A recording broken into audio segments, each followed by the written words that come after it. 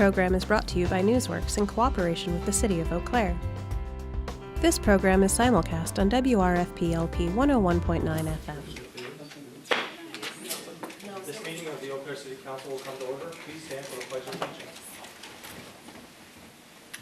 I pledge allegiance to the flag of the United States of America and to the republic for which it stands, one nation, under God, indivisible, with liberty and justice for all. Madam City Clerk, please call the roll.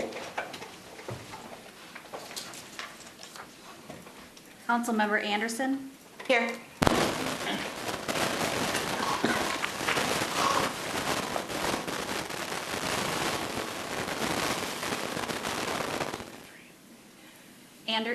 Beaton? Here.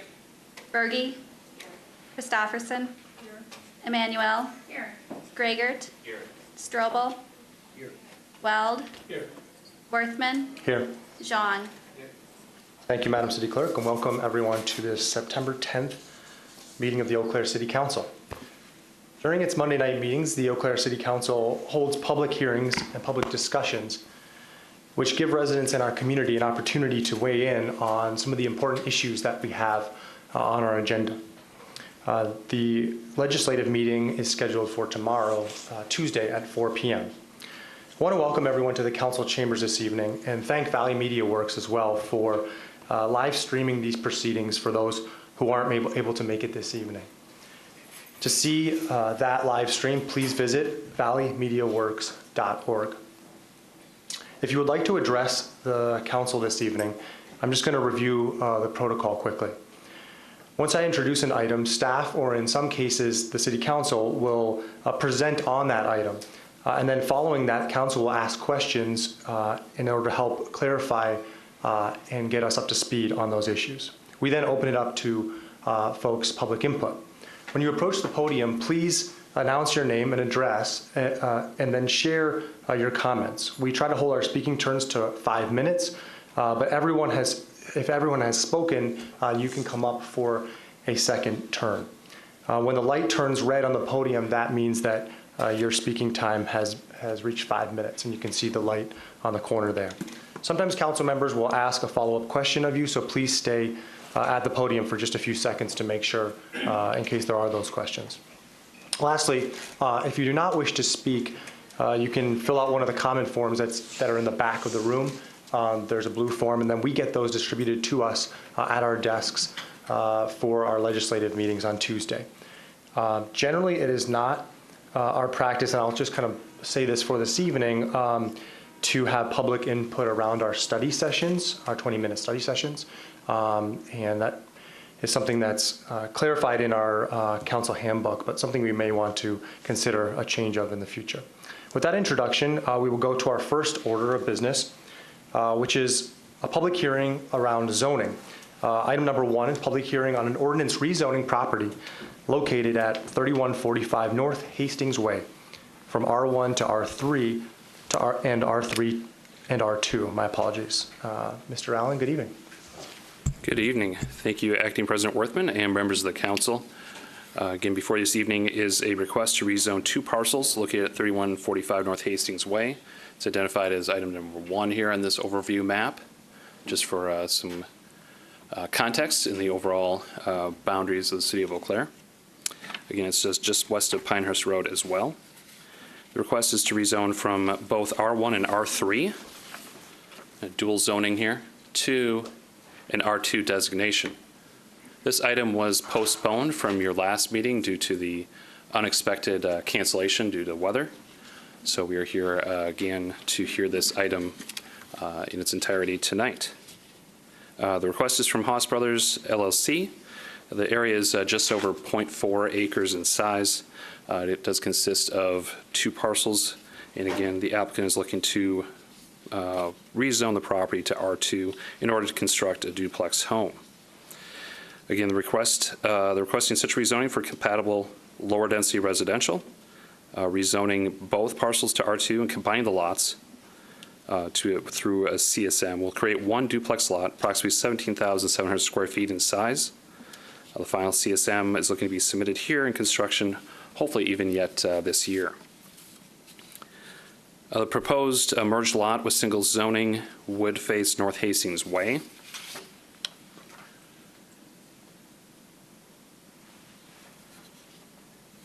And not directly connect to the existing single-family development that surrounds the area. Staff believes the rezoning request is consistent with the comprehensive plan and will be compatible with surrounding land uses. This item was recommended by the Plan Commission for approval for your consideration. Thank you. Thank you. Do council members have questions for Mr. Allen on this item? Councilmember Jean? Thank you. Look at the north side of the right-hand side. Are those a duplex or single parent, single home? Thank The you. north and the south side. Okay, yes, these Right. are all single-family residences here. And again, the proposed lot here combined into one, the applicant is proposing to construct one duplex facing out this way, connecting to North Hastings Way, the kind of frontage road there. Have there been any raised concern from those resident in the area? That's a very good question. I'll show a map here, the 300-foot notification radius, and we've not received any comments one way or the other from the neighbors. Thank you. Thank you, Councilmember. Are there further questions for Mr. Allen on this item? Seeing none? All right, thank you. Are there members of the public here this evening who wish to speak on this rezoning request?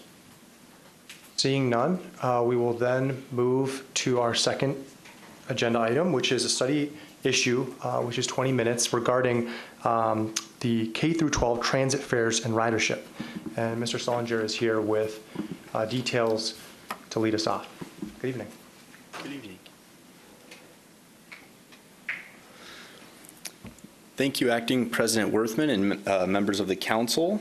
This presentation is given in consideration of a council request that was made on June 12th, directing staff to explore zero-fare bus rides for K-12 riders, exploring partnerships with youth-serving agencies to make transit more accessible for K-12 riders, and to include K-12 access within the scope of the upcoming transit development plan. In preparation for this, staff took stock of the information that we currently have available to us. A 5-year period from 2013 to 2017 was used to establish a 5-year history of fare prices, of transit ridership among K-12 riders, and of transit revenue to try to build a little bit of history to tease some trends out of the data. As far as ridership goes, staff noted that K-12 ridership declined each year from 2013 to 2017, and the total decline over that 5-year period was 28%. What we're less clear about is why this is occurring. Some possible causes that we examined were fares. So from 2013 to 2017, fares remained unchanged. The prices of those fares, the last change prior to 2018 that occurred was in 2011. So for all 5 years, those were stable, the prices. Transit revenues remained relatively consistent over that period as well. And the route structure and frequency of stops within that route structure also remained relatively unchanged, but ridership declined. The available data that's, again, available to us right now suggests that what's occurring is that transit passes are being increasingly underutilized. So we can infer this because our transit revenues have remained relatively consistent, which indicates that approximately the same number of fares and passes are being purchased, but once purchased, those passes that can be used multiple times are just being increasingly underutilized over the past 5 years. So some non-financial barriers to transit access that have been explored in academia that might serve as a guide for us as we further explore the topic are whether or not other transportation options are available to riders, the type of trip that riders might be trying to take, the time of day they're trying to access transit, population density, and character of the built environment. So if you live in a less dense, less urban area, you might have less access to transit or at least fewer opportunities to ride transit. And if there are sort of multiple cores of urban and dense environments within a community, it might be harder for a person to get from one area to another, depending on what time of day they might be trying to get to certain places and for what reasons. So with some of this background information gathered, city staff held a group meeting with a number of youth-serving organizations in the community, and they are listed here on this presentation. They're also in the memo that's in the packet. Just sort of in the interest of time, I'm going to go ahead and move on to the next slide.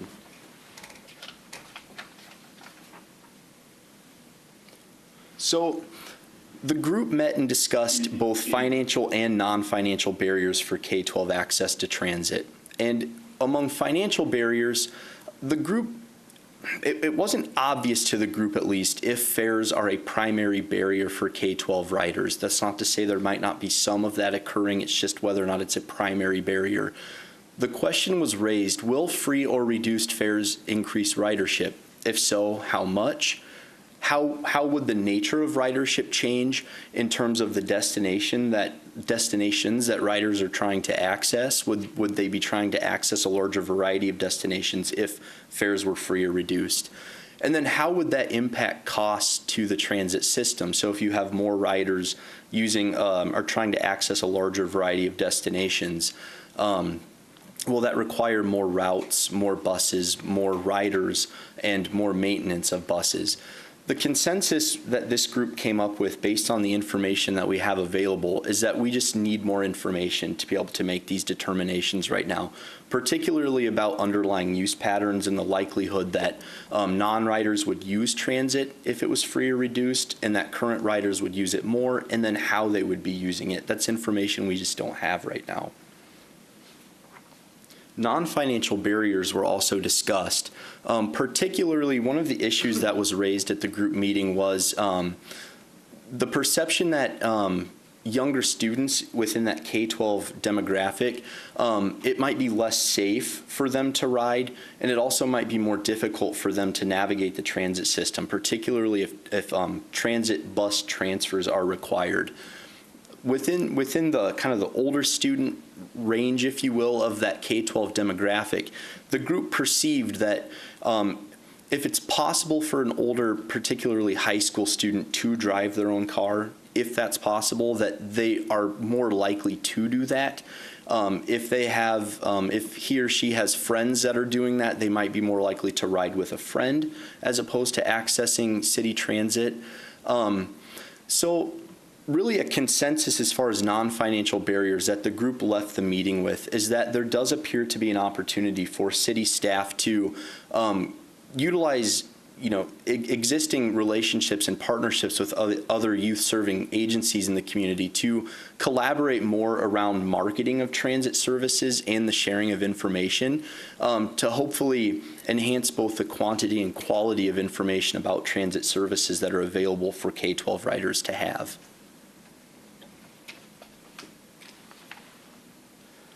So outside funding assistance is another topic that's come up. But to assess the nature of outside funding assistance that might be available to the city to help fund free or reduced K-12 fees, and both who those partners might possibly be, requires us to understand some of that information I mentioned earlier that we currently lack. So again, how would ridership change? What destinations might riders be trying to access might better inform us about potential partners that we could look to if we were to try to seek to fund a reduced or fee-free K-12 model. And again, how would cost to the transit system change? So then what would our new revenue gap be if we reduce or make fees free and potentially have higher operating costs? We could conceivably have a larger revenue gap that we would need to fill. So then that would inform us as to what we'd be looking for with possible funding partnerships. But we do have some information available to us right now. And as mentioned in my memo, there are 22 agencies that over the 5-year period from 2013 to 2017 were purchasing fares or passes on behalf of their constituents. However, since 2014, the overall share of K-12 revenue from agencies as a percentage of overall K-12 revenues has declined. And within that segment of K-12 revenue, we've had 2 agencies that have increasingly represented a large share of that revenue. So the Eau Claire Area School District and Eau Claire County Human Services have increasingly represented a larger share of that agency revenue. The data suggests that this is due to fewer purchases from other agencies. What we don't know, again, is how are riders using those agency purchase fares, though? So is this that agencies are participating less in solving a possible barrier to access issue for K-12 riders, or is there just less demand among K-12 riders being served by these agencies, thus they're purchasing fewer passes and fares for their constituents? So with all of this being said, there's a lot of information we know, but there's a lot of information we don't know that would be helpful to have as we go about considering the future of K-12 ridership and fares in the community. So we have a transit development plan that we'll be working on. This is something that we would have been doing anyways. Otherwise, it's a very comprehensive type of document that's produced from the planning process. And here are just some suggested questions that we could ask both of current riders and current non-riders to understand why they are or aren't using transit, how likely they would be to use it more or use it at all if they're fee-free or reduced fares, and then how they might change their underlying use patterns if that were the case as well. So the recommendation right now is that we incorporate the information we have and the information we don't have into the transit development plan. Staff currently estimate that the transit development plan that will be being worked on soon will be ready by the summer of 2019. So if we were to incorporate the information we have and ask questions about information we don't have, that's roughly when we could expect to have that information back to us. And in the meantime, as indicated earlier, from those group discussions, there are some action items that, should the council direct staff to implement, we could work on, such as working with our partner youth serving agencies in the community to enhance our marketing and informational materials, so that we're kind of working on that sort of non-financial barrier issue that might exist while we're also gathering information for this larger process. So with that, I know Jeff and Tom are here if you have certain questions that they might be able to better assist with. Otherwise, I'm here to answer questions, and that's all. Thank you. Do council members have thoughts, ideas, discussion around this item, further clarification? Councilmember Gregor. Thank you, Acting President Worthman, and thank you, Mr. Solinger, for your excellent memo that you put together. That has a lot of visual ways of approaching this too. Looking back at the history a bit, seeing the decline in ridership and raising a lot of really good questions, some of which we can answer and some of which we cannot. And I think that certainly the timing of the transit development plan is a really fortunate thing. even if we really felt ready to and could budget for a fee-free K through 12 system, we might benefit from doing it with more knowledge regardless. So I feel that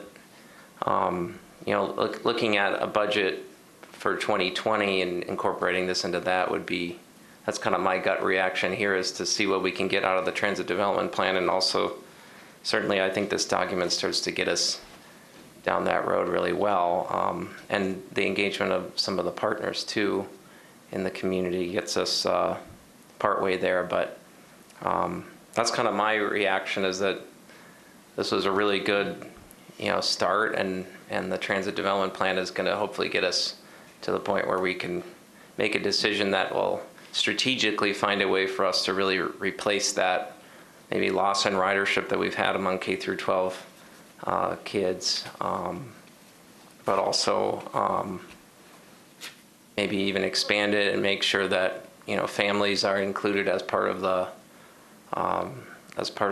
marketing, as part of the rollout of something like this.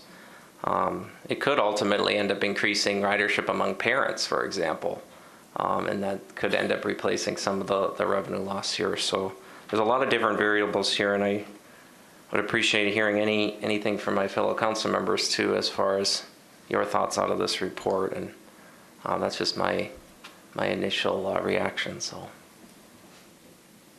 Councilmember Christopherson. Thank you, Acting President Worthman.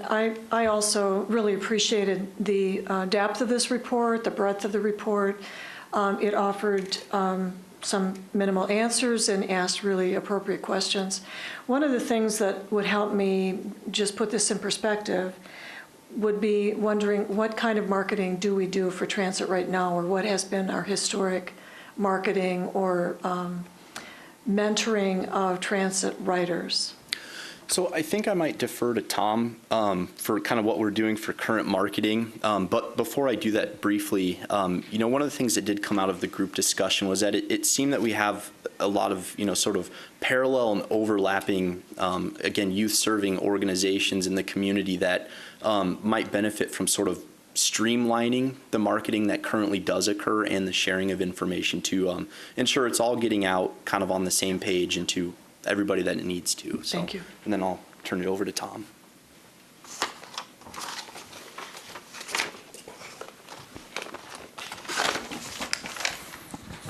Good evening, Acting President and council members. Regarding your question on marketing, our approach to marketing has always been to try to reach what we perceive as an unmet potential. And because of that, we've tried to gear it toward the student population. And our budget for marketing has remained the same over the same time period. So we're limited in what we can do. But we've also tried to utilize things like working with the schools to provide information, offer our services to come bring a bus to the school, more so on the elementary level, where there seems to be more interest in having that as part of their curriculum. Participating in any school orientation activities, most recently at the Long Middle School, and those kinds of things. Thank you. Are there further questions for Mr. Wagner or for Mr. Soldier? Councilmember Beaton. Thank you. I also want to say thanks. My first question was to ask whether you had consulted the school district, and I'm glad that you answered it before I had a chance to ask it. And I'm really pleased that you that the staff, I'm sure it was a team effort, took the opportunity to gather stakeholders and hear what they have to say. I'm sure a lot of good information came out of that. I'm wondering if there are any next steps that are planned, or if it's just kind of up to council members to kind of imagine any policy change if we need that. Yeah, so and I don't know if that's maybe something you want to answer, Dale. This time I won't push the button and turn it off. Well, the recommendation, as Mr. Solinger said, is to move it over to the transit development plan and work on answering some of those questions that we weren't able to answer in the study. So that's the recommendation, and that is how we would plan to proceed, unless, I guess, we're told otherwise or differently. And then, of course, if you wanted to take other action, 2 council members could bring something forward at some other time. But, given the study, that would be our recommendation. Although it would be helpful to receive some indication that you'd want us to follow that recommendation, if that's certainly the desire of council. Could I have a follow-up? Sure. What is the timeline for the transit development plan? So, Tom, you can correct me if I'm wrong, but I believe that it's going to be starting within the next few months. I know that you mentioned there's some scope development that still needs to be done, and should direction from council be to include the K-12 access issue within the scope of the transit development plan, that would require Tom then working with the consultants to have that added to the TDP, or the transit development plan. So there would be some probably a little bit of a cost addition there. We don't know what that is, but there would be an added cost for that, and conceivably a slightly larger process. But as the report had indicated, we'd be looking for a summer of 2019 rollout of that.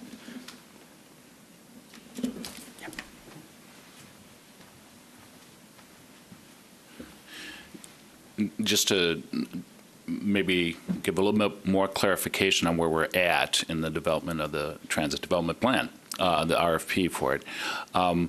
I am working with the Metropolitan Planning Organization, which is West Central Wisconsin Regional Planning Commission, that is very interested in planning, obviously, in the community, and have sent a draft scope to them to have them reviewed to see if there's any aspect of the scope that they might be able to help with to help reduce our costs in that, as it's part of their responsibilities in the community. And we have an agreement with them to work in that area. So that is where we're at. The scope has been sent. An element involving an analysis of student ridership and identification of barriers or possible recommendations is included in that scope. But I'm waiting for that review and then a cost estimate, what it might end up, where the costs are. We have budgeted a certain amount. I believe it's around $90,000, and see where we fall once we get that analysis. And then, I'm sorry, and then once the scope has been developed and we have that independent cost estimate, then we can start working rather quickly on getting the RFP to go public this fall sometime, and then award the contract before the end of the year, and then approximately 6 months from the award of the contract, we can expect a plan. Great. Thank you, Mr. Wagner. We reached the end of our 20-minute designation, and I wonder, unless there's objection, I think maybe we ought to extend it for another 5 minutes. Does that sound okay? Okay. Further thoughts from council, further questions? Councilmember Emanuel.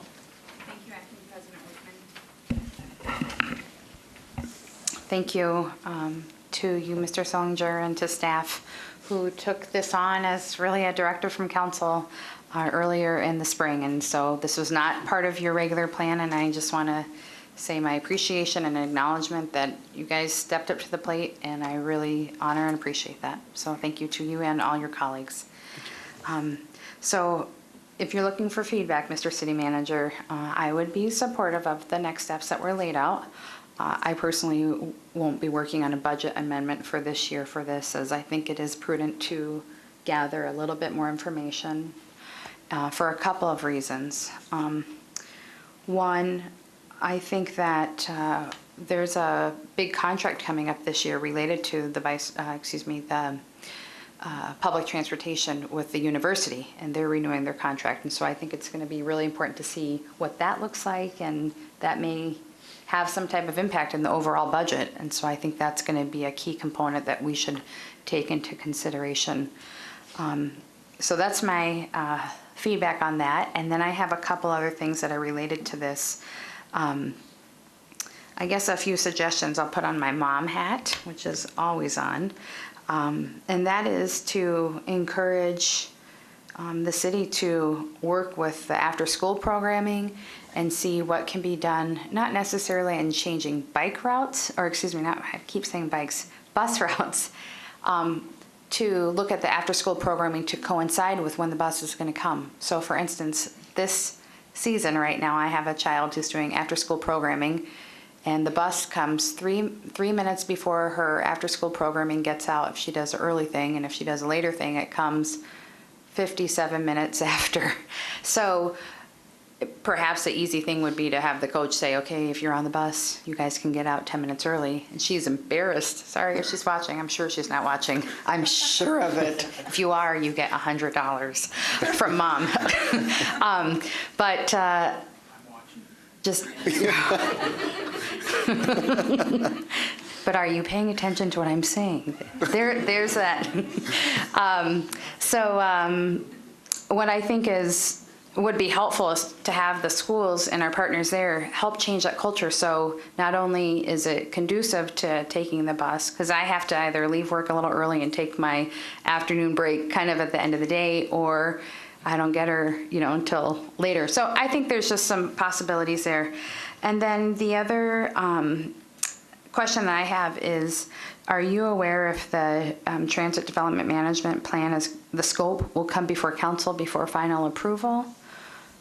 Will we have another opportunity to give feedback, or does that just go before the Transit Commission? I'd ask Mr. Wagner to confirm, but I do not believe that it comes before the council, and it's worked with and through the Transit Commission. But it looks like we'll be augmenting that answer.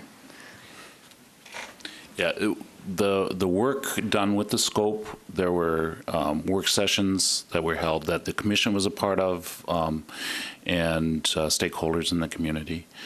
So at this point, traditionally, we have not taken the scope to anywhere beyond. We've gotten the direction we've needed. So I see. So if it goes through an RFP process, it doesn't procedurally come back before council?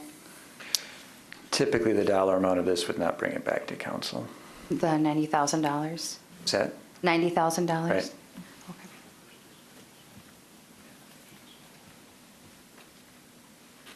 Do you have a further comment or question? Okay. Thank you, Councilmember Emanuel. Councilmember Christopherson.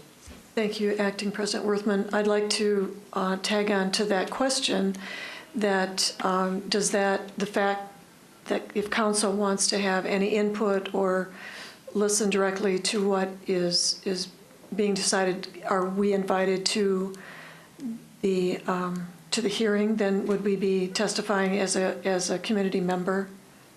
How would we have to ask to have that brought in front of council in order to hear how it responds to our original request? I think, is there maybe some confusion between the Transit Development Plan, RFP, and the actual Transit Development Plan? I have confusion around those three. Okay, I'll let you. Tom, you want to clarify that?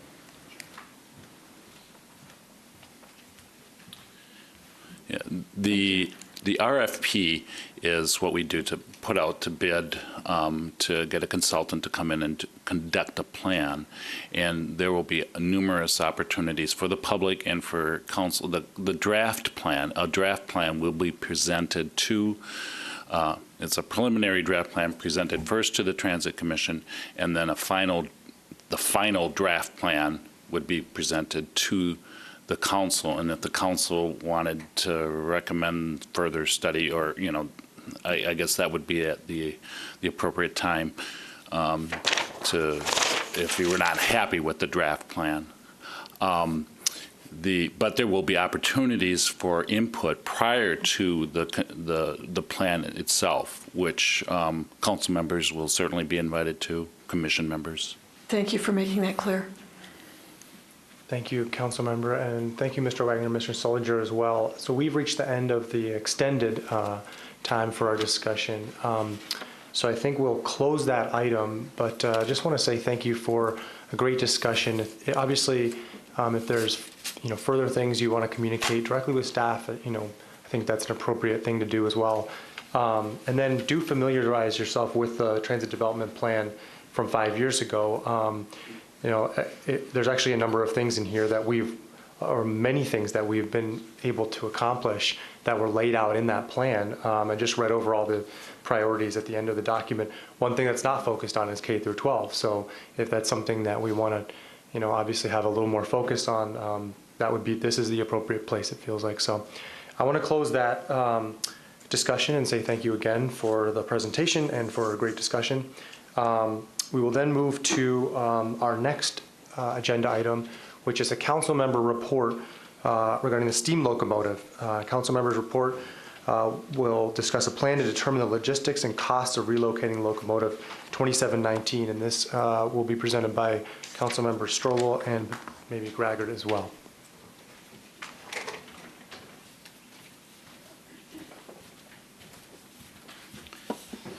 Thank you, and I just noticed there was no time frame, so trained people can talk forever. So, but we'll make it quick for everybody. And for those of you that weren't here in June when we passed this resolution, sorry to say that I didn't bring my train whistle today. I know, special request, but I didn't bring it today. So maybe the next time.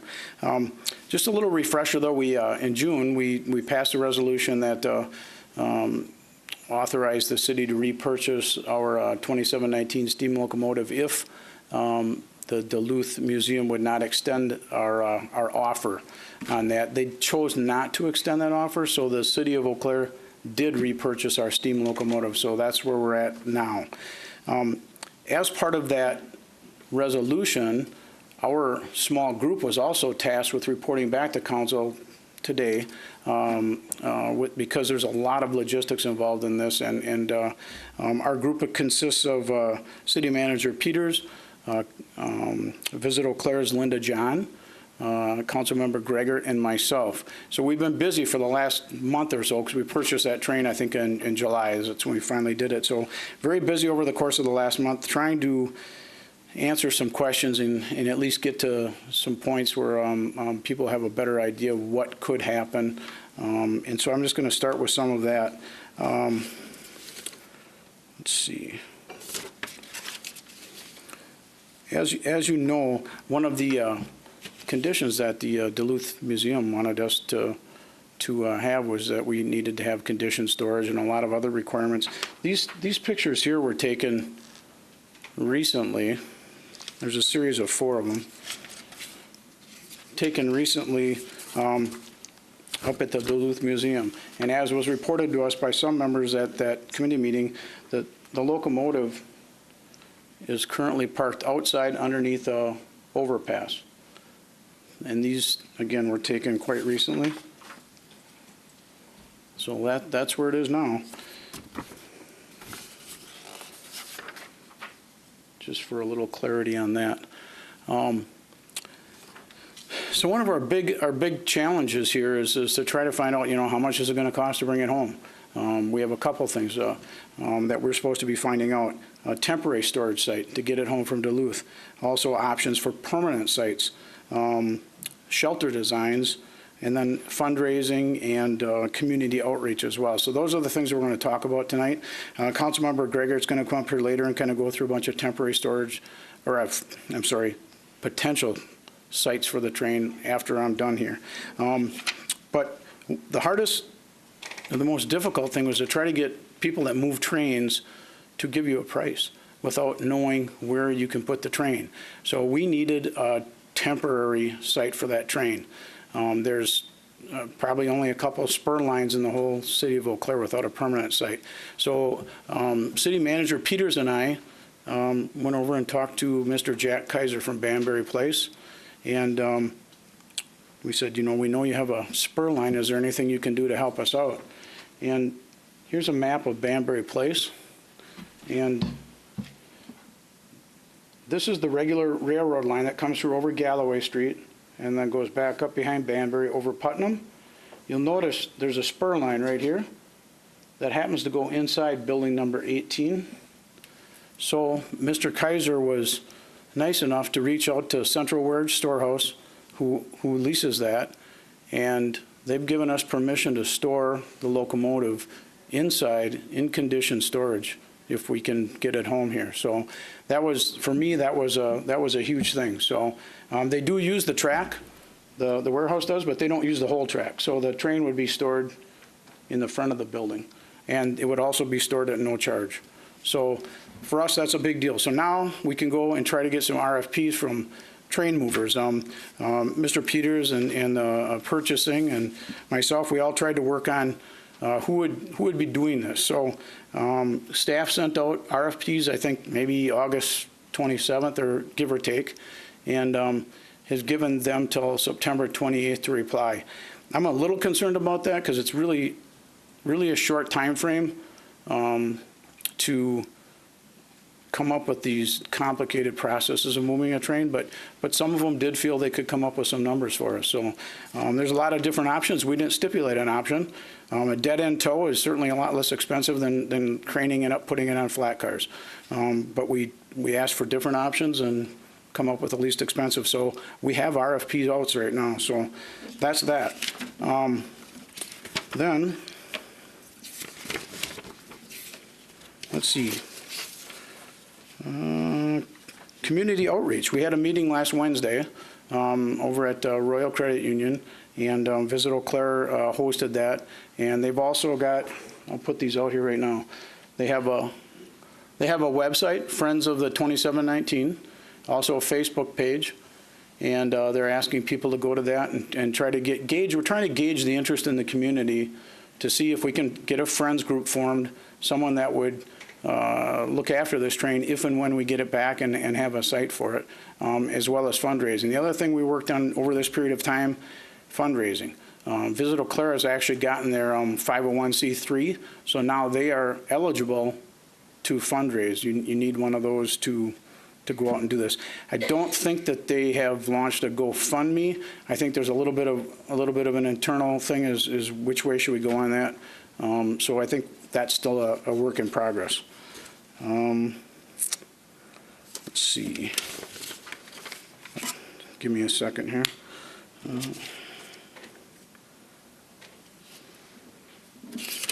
So then just a couple other things here. These are just, this will sort of piggyback on Councilmember Greger's discussion, but there's a lot of, I would say, static sites throughout the community. This is a really cool one in Mason City, Iowa. I think actually the Rotary Club is involved in this one as well, but they have a friends group, and you can see the steam. They can do that. They have people that can come around and get real close, up close with the engine. They can blow smoke.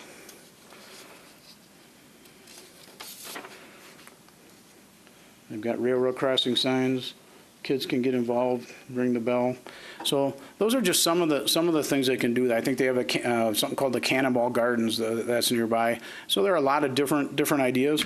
So just I guess some of the things we've done, and we have some potential temporary sites. We had to come up with something, and we've done the best we can. So that's all I have on my report.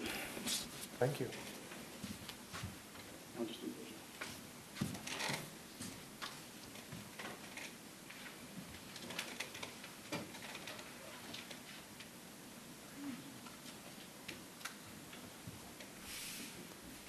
Okay, well, I have another half of this. Thank you, Councilmember Strobel, for your leadership on this and presentation, and to our city staff who've been working on this, and Miss John as well from Visit Eau Claire. It's been a little bit of an adventure of learning new things and appreciating our history even more.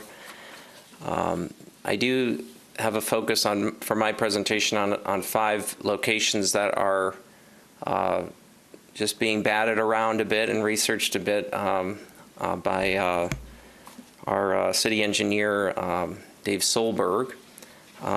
So I can kind of give you an overview of what those are, and certainly if any council members or any folks in the public have ideas for other locations, these are potential sites that we could build a structure for more of a static display, but could also be a home for the locomotive for if it was to ever be run in Eau Claire again, or to basically be potentially moved nearby as well to be part of a maybe a new rail depot or something like that. So just going to give you a map of kind of the overview here of 5 locations.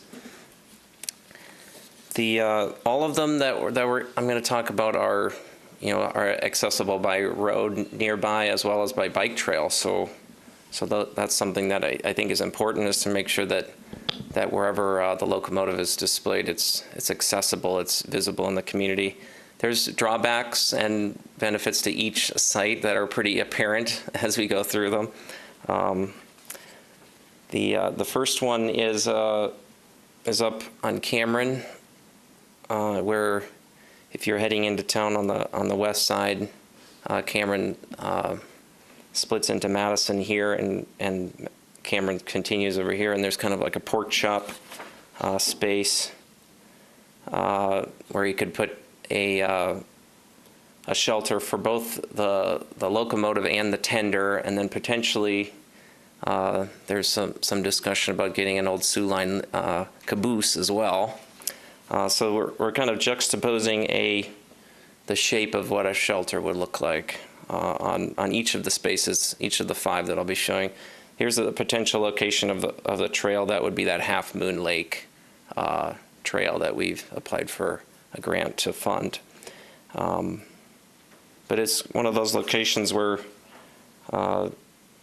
it's relatively prominent if you're driving into town or biking into town from that direction. This is looking west at that location. So that's just one of the 5 examples. The next one is the Forest Street Park area, which is constantly changing. We just saw on the front page of the Lear Telegram today, the Forest Street Community Garden is almost in its 10th season. It's in this area. There's 2 areas that FEMA would actually technically allow a structure like this to exist, and they're the right-of-ways that the city has in that area. Obviously, there's a lot going on in this park already. The community garden that we do not want to intrude on. There's the potential Veterans Trail that's looks pretty likely to happen, and then of course we're going to be redoing Forest Street in the coming years too. So this is just one of the options that's been put out there. Probably not really the best, especially if we want to avoid flooding. So these are the 2 different right-of-ways here. This looks like we have some issue with the blurriness there, but the third is a pretty prominent location over in the railroad lot in between.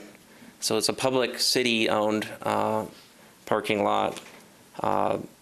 It's between Barstow and Farwell on the Eau Claire River on the bike trail. It's becoming pretty well known for Food Truck Fridays now. And here's the potential shelter location in that lot. So obviously very central to the community, and actually where locomotives used to pass through even 30, 40 years ago. Here's a look at it looking east from Barstow. And then the 4th location, there's 2 that are kind of in a similar spot along Galloway Street. This one is over by where the rail line passes across Galloway Street, and the city's looking at doing a overpass of Galloway Street, and this is just one of the concepts as to how that overpass would change where the road would be, essentially, and it could open up some space and opportunities for a shelter for the locomotive, and maybe increase some options, and maybe be relatively close to where a future depot would be. So here's kind of looking west across the crossing of the railroad track of Galloway there. The fifth and final location that Mr. Solberg has started to look into and provided these slides for you, and I'm just presenting them essentially on his behalf in a way, maybe not as articulately. The fifth location is just east of the S Bridge on the south side of Galloway Street, south of Banbury Place. It's a really kind of a tight spot that has a lot of drawbacks from my perspective because of that. There's a substation, electrical substation, just to the east of it, and then there's just not a lot of space. There's not necessarily a lot of visibility for people going by, and it's also, just kind of a, but it is an underutilized location in our community right now that we could potentially use, and obviously very close to where the rail line goes through currently. So look at what that substation looks like. So that's kind of the overview of the locations.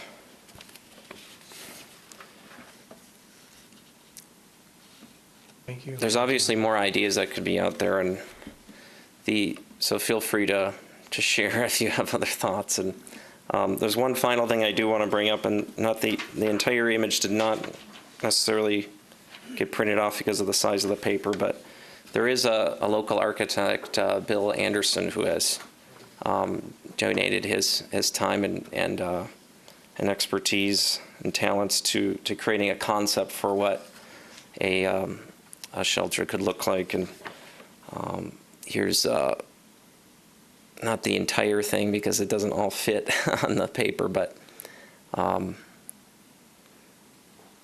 you can see a vague outline of a caboose and the tender and the steam locomotive engine right there. That there are some architectural elements where where it would kind of harken back to the Omaha Depot, I believe it was, that had some pillars like this, and it would be protected with a gate.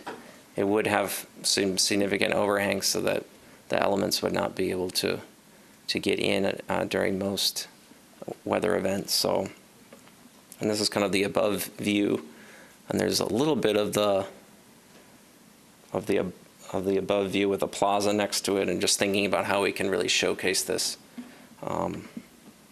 So that's kind of a grab bag of locations, and obviously I'm sure other folks have ideas too. So. Thank you, Councilmember Graggart. And we have a question from Councilmember Beaton. Thank you.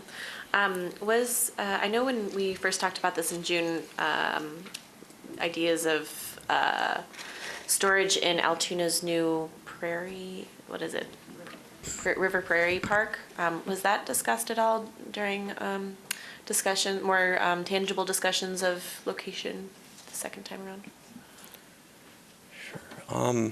Yeah, it hasn't been discussed a lot because we're looking at our options in Eau Claire first, but we certainly are very willing to look at what Altoona would be interested in, particularly in that River Prairie area, because it's an area that's being built up right now. It has a lot of attention, and potentially they might have a way of funding it and may have that interest. And obviously they have the railroaders theme, and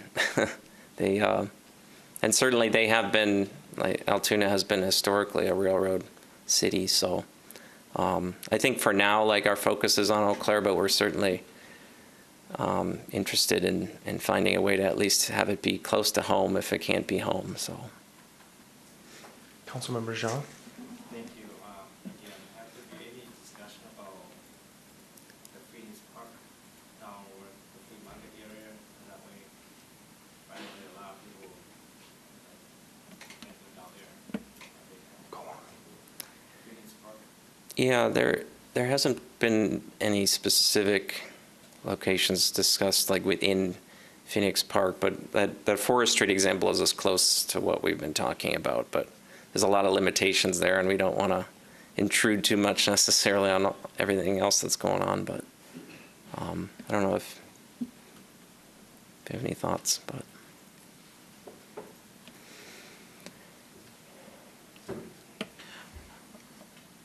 Councilmember Zhang, yes. Really, Forest Street is really close to Phoenix Park, and then I think the railroad lot is also really close. But again, the railroad lot might be a better development site than it would be a site for a train, we don't know. So, the river, or the Forest Street site is potentially in a floodplain. Could you build up the base for your structure? You probably could. So I think they're both really close to that, but whether either one of them is the best, we don't know. Councilmember Weld. Acting President. And again, thanks to both of you for obviously a lot of work and some time, and obviously a tough task ahead of you. But just something to keep in mind, something that maybe I don't see maybe is being discussed yet. Parking and it's really Still working? Parking and safety that would come with that. Obviously lots of kids, lots of families. Didn't seem like there'd be a lot of space for some of those things in a couple of those areas, and certainly something to think about. I envision a lot of young children and just being able to corral them without them running into roads like Galloway and other areas. So is Carson Park an option, or is that? We think there's whatever options people come up with are options, yes. Yeah. But I know this is still in the early stages, but just something to keep in mind. Yeah, Councilmember Weld, I feel that, one of the big interests from Visit Eau Claire is that it is truly a destination, the seeing the locomotive. And I think the architectural renderings we have too, I think are, the intent is to really have a place that attracts a lot of people. So I think that, parking and other connections to trails and other roads and things like that make it, like the location very important on a wide variety of variables, so. Member Strobel? One more thing, these initial sites were chosen based on thoughts from one of the train movers we talked to, because they're close to active track. And one of the things we did talk about is the hope for a future, the potential that somewhere down the road that somebody could potentially run this train again. And I think that's why we sort of chose some of these sites that are close to active track. And on this drawing as well, you'll note the tracks go, the end of this opens up so that you can actually move that train a full rotation forward to grease the wheels and stuff like that, which is required a couple times a year to keep some of those improvements that have been made in good shape. You could also pull it forward, and blow smoke and do things like that. But I think that's why initially some of these were chosen, that they are close to active track. So. Thank you. And thank you, Councilmember Graggart, as well. So I think we've gone 20 minutes or so, 25 minutes on this discussion item. So are there further really pressing things that any council members want to say, or thoughts or ideas? Councilmember Beaton. One more question, it's really quick. Sure. How long do we have the temporary storage facility? Councilmember Strobel. Yes, Mr. Kaiser asked us that, and City Manager Peters and I both shrugged our shoulders. No, we sort of suggested, we thought at the minimum we thought a year. I think it's reasonable.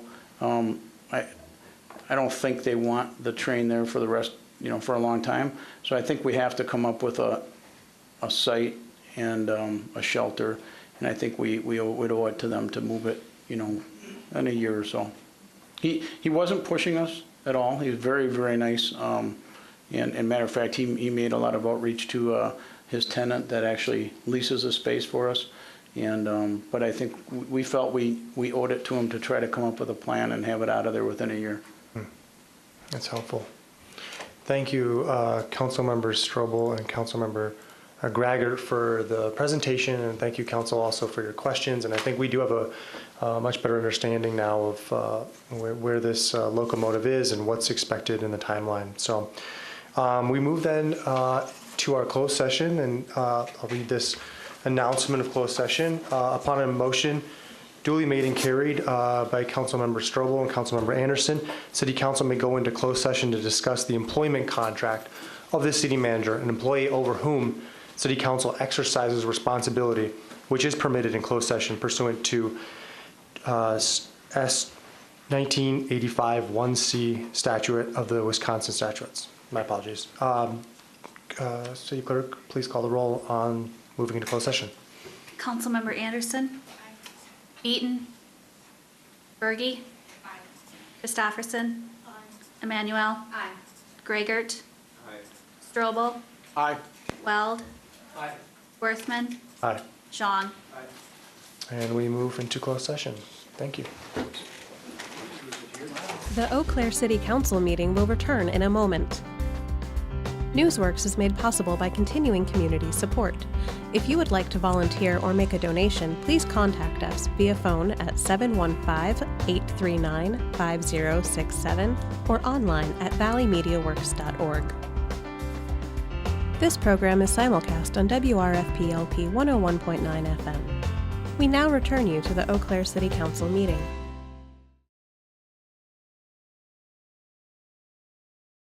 Are there questions for Ms. Stromberger, or are there any clarifying questions that council members may have for the applicants? Councilmember Emmanuel. Thank you, Acting President Worthman. I don't have any questions for the applicants at this point, but we did receive an email from the city today talking about some of the decision-making parameters, and I was wondering if you would be able to share some of that. That's a good refresher for the body and then also for anybody who's participating from home or in the audience today. Sure. Council has a lot of discretion in granting an alcohol license. Basically, the standard is it can't be arbitrary. It has to be based on something. And there's a list of criteria in your agenda packet that can help guide you.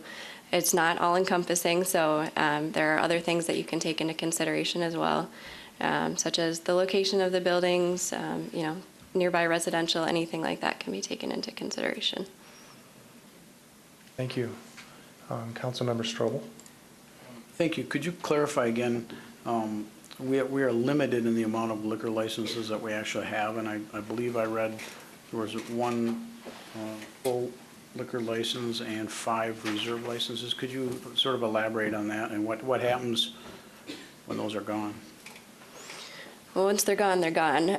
They do come back every once in a while, which is why, you have these applications in front of you. The reserves they're a little more expensive. They're $11,500 each. We just got one back when Taverna Grill closed, so we currently have 5 reserve licenses available as a full liquor license. Otherwise, the city can issue as many beer and wine licenses as people apply for. There aren't statutory limits on those. Pardon me, what was that second one? They can issue as many what? Beer and wine licenses. There are not statutory limits on the number of those licenses. I have a follow-up on that. One of the applicants is looking for, I thought, just a wine license. Is there a reason we wouldn't be looking at the beer and wine license versus the full license here? There are certain qualifications to get a wine license, and one of those is that you have to have a restaurant license, which 200 Main does not qualify for a restaurant license currently. Thank you. Follow-up questions, Councilmember Jean. Thank you. It's possible we can hear from the applicants on this. Certainly. Which business are you in, or which applicant? I'd like to hear a little brief from both of them. From both. Okay. Either of you can come forward first, but thanks for being here, and if you could just kind of come forward and say a few words, and then if council members have additional follow-up. This is one of those things that only comes up probably, if that, once a year since I've been on city council, so it's kind of a rare thing, and if there's questions, just feel free to ask. Welcome. Good afternoon. I'm Kevin Brown. I'm the chef instructor, one of the chef instructors in CBTT's new management program at 620 West Claremont. Do you have a specific question, or would you like me to talk about the program, or? I just want to hear what you talk about it. Okay. So our program was designed specifically around feedback from our local business owners that wanted a complete management candidate or management student to leave our program with. And we've put together the program based around total restaurant operations, everything from front of house and back of house management, so kitchen management, as well as kitchen cooking skills, front of house management from serving and waiting, as well as including bartending. And we've built bartending curriculum into our program. We, as you heard in the overview, we do have a class called Mixology, where the students will attend a 16-week course. The first 3 classes of that are specifically designed for them to obtain their ServSafe accreditation, which will make them eligible for a bartender's license here in Eau Claire. The rest of the time, we'll be talking about fermentation of beverages and making wine and the history of the whole service. In addition, we'll be operating a restaurant, which will be a full-service restaurant operated by the students. In addition, other outside classes like food and wine pairing dinners and things like that will be held in our location. So it's a community service project managed by the students, operated by the students, and like I said before, it's included in our curriculum at the current time. Thank you. Can I ask a question? Absolutely. Well, thank you for your presentation. Sure. So basically, this is for CBTC, right? This is yes. Right, CBTC. It's for a student-run restaurant, yes. Okay. Do you have another question? Okay. Thank you, Councilmember Zhang. Councilmember Beaton. Thank you. The programming that you just mentioned, is that all new programming that would be made possible by this license? And how is it adding to the programming that you already have? Well, we have our first cohort of students in classes right now. There's 26 students enrolled in the program to go through the 2-year accreditation, 2-year program. And the one class is focused heavily around service, bar service, and things like that. We do have opportunity to make it work with other ways of educating students, but our advisory committees that put together the program that they'd like to see, the graduates that they'd like to hire here in Eau Claire and the Chippewa Valley, they want students with real hands-on experience. And that's really what our goal is, to provide that hands-on training so students can leave us. You know, realistically, the students will take their certification exam next Monday, and after that certification exam, they can get jobs here in Eau Claire as bartenders. So we're putting, you know, the live student with real education, real hands-on experience right back into the workforce immediately. And that's what our industry needs right here, right now. Councilmember Strobel. Thank you. I have several questions on this one. It says you're running a full-service dining room, but the hours are Wednesdays from 11 to 2. Mm-hmm. So who would attend that dining facility and I guess? Well, I'm hoping you will by invite. We'll be publicizing all of our restaurant themes and menus in the paper as well as online. We expect to serve between 50 people or so, about 40 to 50 people every day for lunch by reservation. And those reservations, in my past experience, fill up quite quickly. The students will be responsible for creating their own theme day, theme menu. All of the experience around a restaurant will be theirs to create. And this project will be their fruition of, you know, working long, hard hours on some things that have been tried and you know, directed by the other instructor and I. But it's a real live restaurant during the lunch hour. And in my past experience at another college, these days are served and completely full once we publish the dates and themes. I could ask a follow-up. Will your program be lending its services or providing maybe support to outside groups outside of the technical school? You know, for events or something like that? Would the students be part of anything like that at all? If you're referring, are you asking about community education events, kind of? Maybe more like not, maybe catering events or just any type of outside the classroom type of events, I guess. Our space obviously is available. We do, like any other college space at CVTC, our space will be available to the community with services provided by our staff and faculty and students, depending on the dates and times, if we're in class session or not. We have plans for lots of community education pieces, and we're already talking about and planning events where we can engage the local businesses related to bars to have activities at our facility based on education and growth for their bartenders, and or competitions to maybe crown the best bartender in Eau Claire and things like that. So we're talking about having activities like that for the community at our location. One last question, and I hope we don't think I'm goofy, but so could you not teach people how to pour or mix drinks with colored water in bottles? I mean, what is the necessity of having the actual alcohol there? Is it to taste the drinks to determine if they're done correctly? Or I guess that's just something I had a question on. Well, there is some possibility around that. Obviously, it's not authentic, and everything we do in the kitchen around cooking and management decisions and all the other curriculum is very authentic. This would lend itself to be authentic as well. But there is some reality to that. When I pour an alcoholic drink of certain types, the ice melts faster. I need to know the reactionary things that happen when I mix two things together. So there is a lot of validity in it. It's like building a recipe of food as well, right? Things come together and they cause certain things to happen. So to have the realism of a real bar would benefit our students and the graduates that serve our community. Thank you. You're welcome. Thank you. Follow-up, more questions? Councilmember Weld. Thank you, Acting President. Are you serving alcohol during that lunch period? Yes, we will. Mixed drinks, wine, beer? Yes. Thank you. You're welcome. Thank you. Further questions? Councilmember Greigert. Thank you, Acting President Worthman. Thanks for being here to answer questions. Sure. And I guess I was wondering if you could estimate the total number of events or times you would be using this license in like a given year. Is that, it's pretty early in the program, I understand, right. But if just trying to get a sense of whether there's other options for you and how you really came to this decision as well, and in terms of that total volume of instances where you'd want to serve alcohol.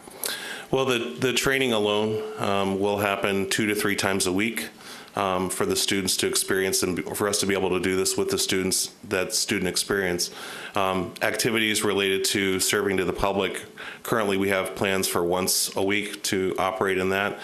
That does not include any of our other outside functions like beer and wine pairing, special events, and things like that would come up. But the reality is this is for the students. This is to train them, be able to train them when we need to train them, and serve the public as a result of that.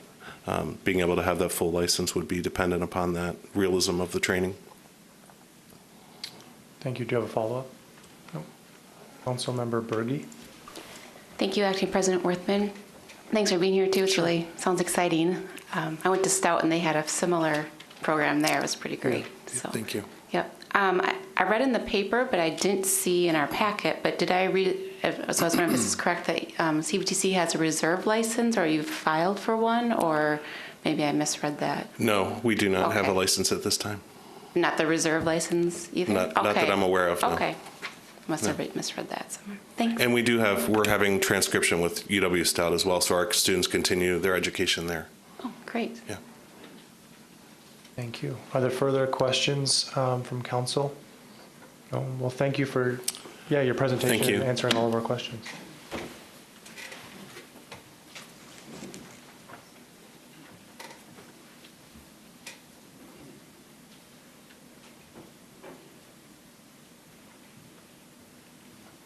Good evening.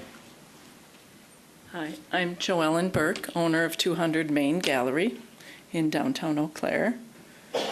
Unless you have specific questions, I could read what I had planned and in anticipation of what you might be asking. Actually, what I did start out with was a somewhat mechanical description of the list of the 12 points and guidelines in the packet and how we feel that we qualify for the liquor license. But it seems a little redundant since you've had that material and you are looking at those criteria as you make your decision. So after talking to my partner Terry and I and realizing the importance of conveying what we're really hoping to do here, I'm going to more or less speak from the heart. As a resident of Eau Claire for over 35 years and a teacher in the school district, I've had a commitment and loyalty to the city of Eau Claire for many years and many decades. And as a woman entrepreneur now and small business owner over the course of the last 2 years, I've learned so much about collaboration, the creative economy, partnerships, not to mention running an art gallery. As you probably have seen, we were voted Best Gallery this year, but it has been difficult to sustain a level that keeps us a healthy part of downtown, which we are very excited to be a part of. When doing some soul searching and looking at ways to be successful in light of the challenges of a small business, I identified that I passionately love art. I love bringing art to the public, educating people about art, and bringing people into social atmospheres, all for the betterment of a creative economy. And that's where wine seems to fit in. So we've been working for over the course of about a year to develop plans for adding wine to our venue. And the purpose really is to enhance a climate and attract a group of people in general, visitors and local people within Eau Claire, to engage in the arts, to learn about the arts in a social, unintimidating atmosphere. And we feel that wine will enhance that. So I believe in the momentum of the growing Eau Claire. I believe in the social or the creative economy and the investment and contributions I've made to this momentum over the course of the years, and hope that everything we can do at 200 Main Gallery will be to continue this creative economy. And if you have questions, I'm happy to answer. Thank you. First to Councilmember Strobel. Thank you, Ms. Burke.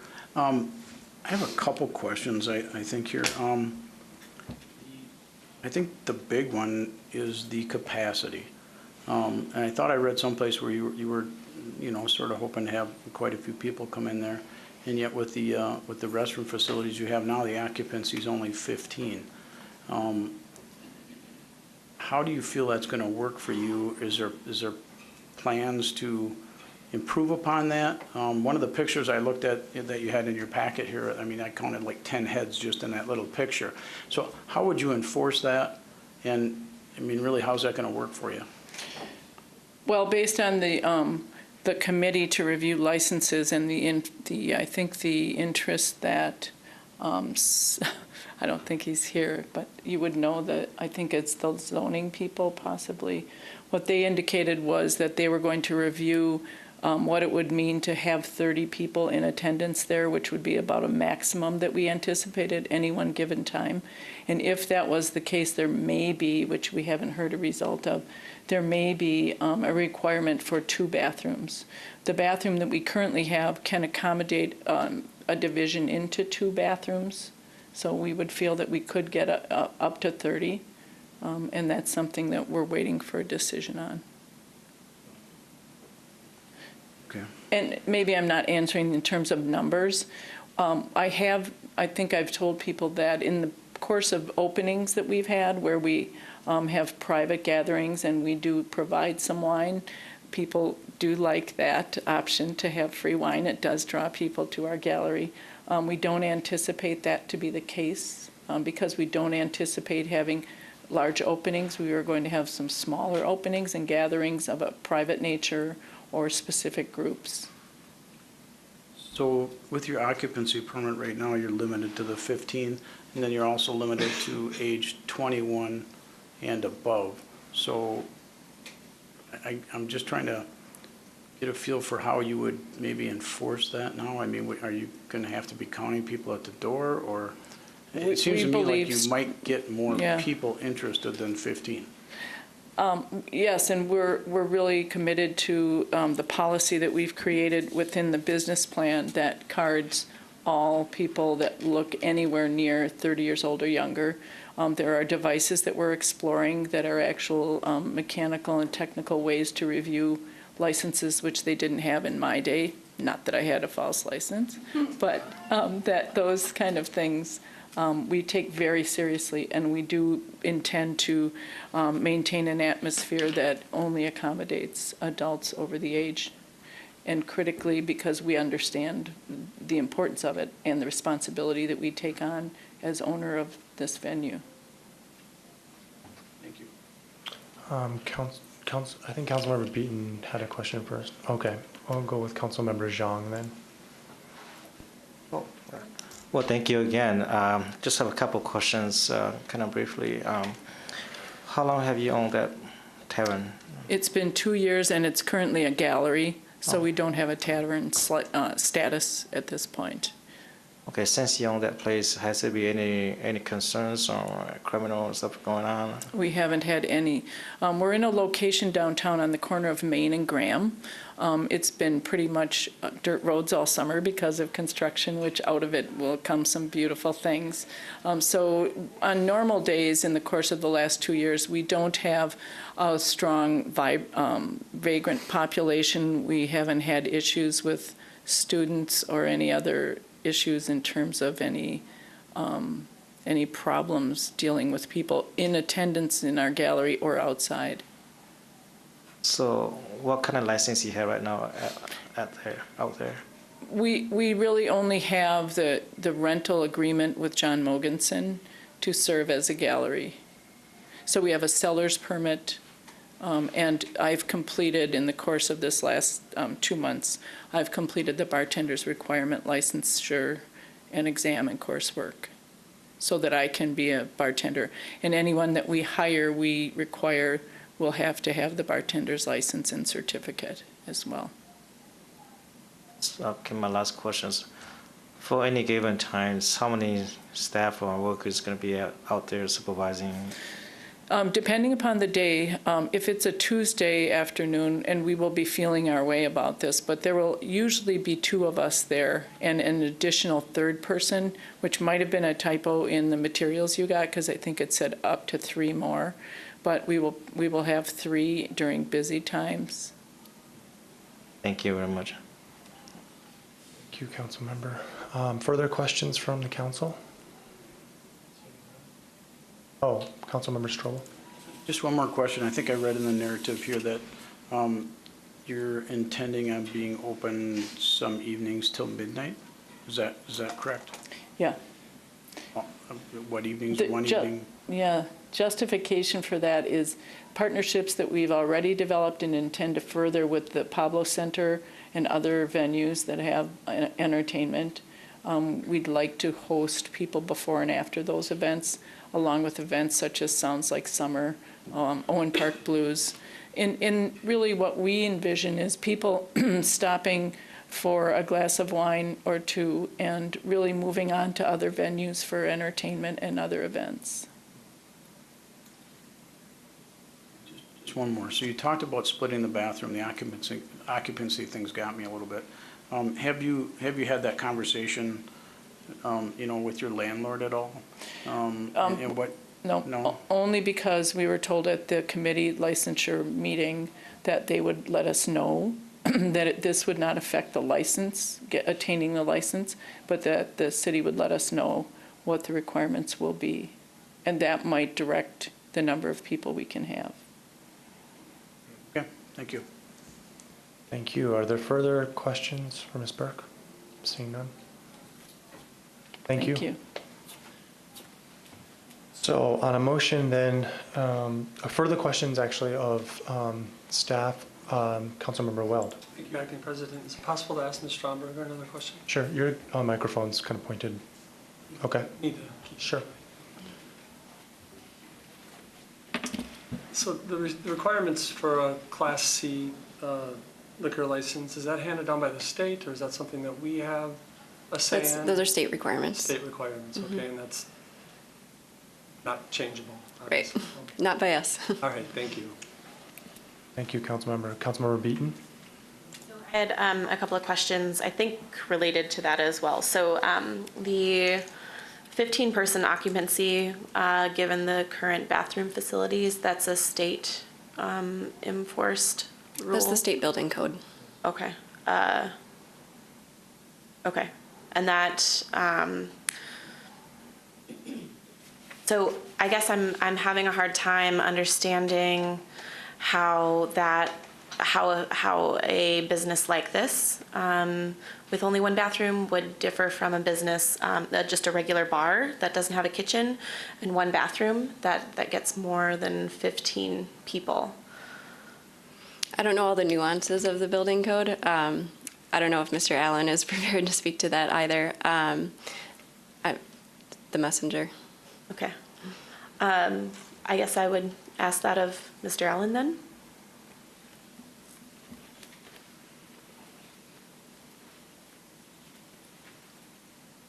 Okay, got you. All right. Thank you, Councilmember Beaton. Can you repeat the question specifically to? I'm having a hard time understanding how this situation is differing from a situation where a bar, just a regular bar without a kitchen, has one bathroom but is allowed to have more than 15 customers or patrons at one time. Again, as Ms. Stromberger mentioned, without getting to all the nuances of the state building code, which I'm also not an expert in, it has to do with occupancy based on square footage and kind of persons per square foot, things like that. So it really is dependent upon each individual facility and what they can hold. In this case, I would defer to the applicant referring to perhaps up to 30 if they're able to expand the bathroom into 2 instead of just the current 1. Again, that's just a rough estimation at this point, but that's certainly a fair estimation. Could I have another question? Sure. And again, I'm not sure who this would go to. The beer and wine license, not the liquor license, but just a beer and wine license. You mentioned that there's a requirement for a kitchen. Is that right? In order to have. Generally, a kitchen's required to have a restaurant license. The state law requirement is that the location has to have a restaurant license. Okay.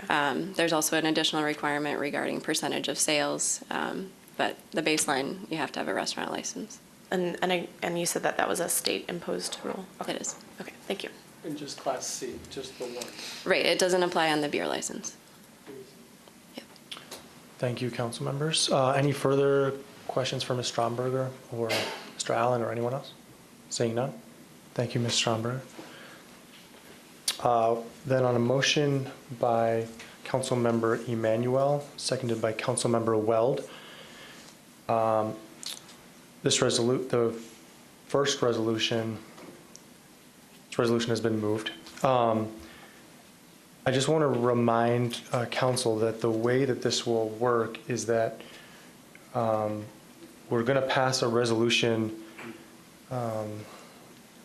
giving one of these businesses or one of these entities the license, but then we have to still pass, I believe, a second motion to defer the other or postpone the other one indefinitely, I believe. Maybe I'll ask the city attorney if I could get clarification on exactly how we're going to do this.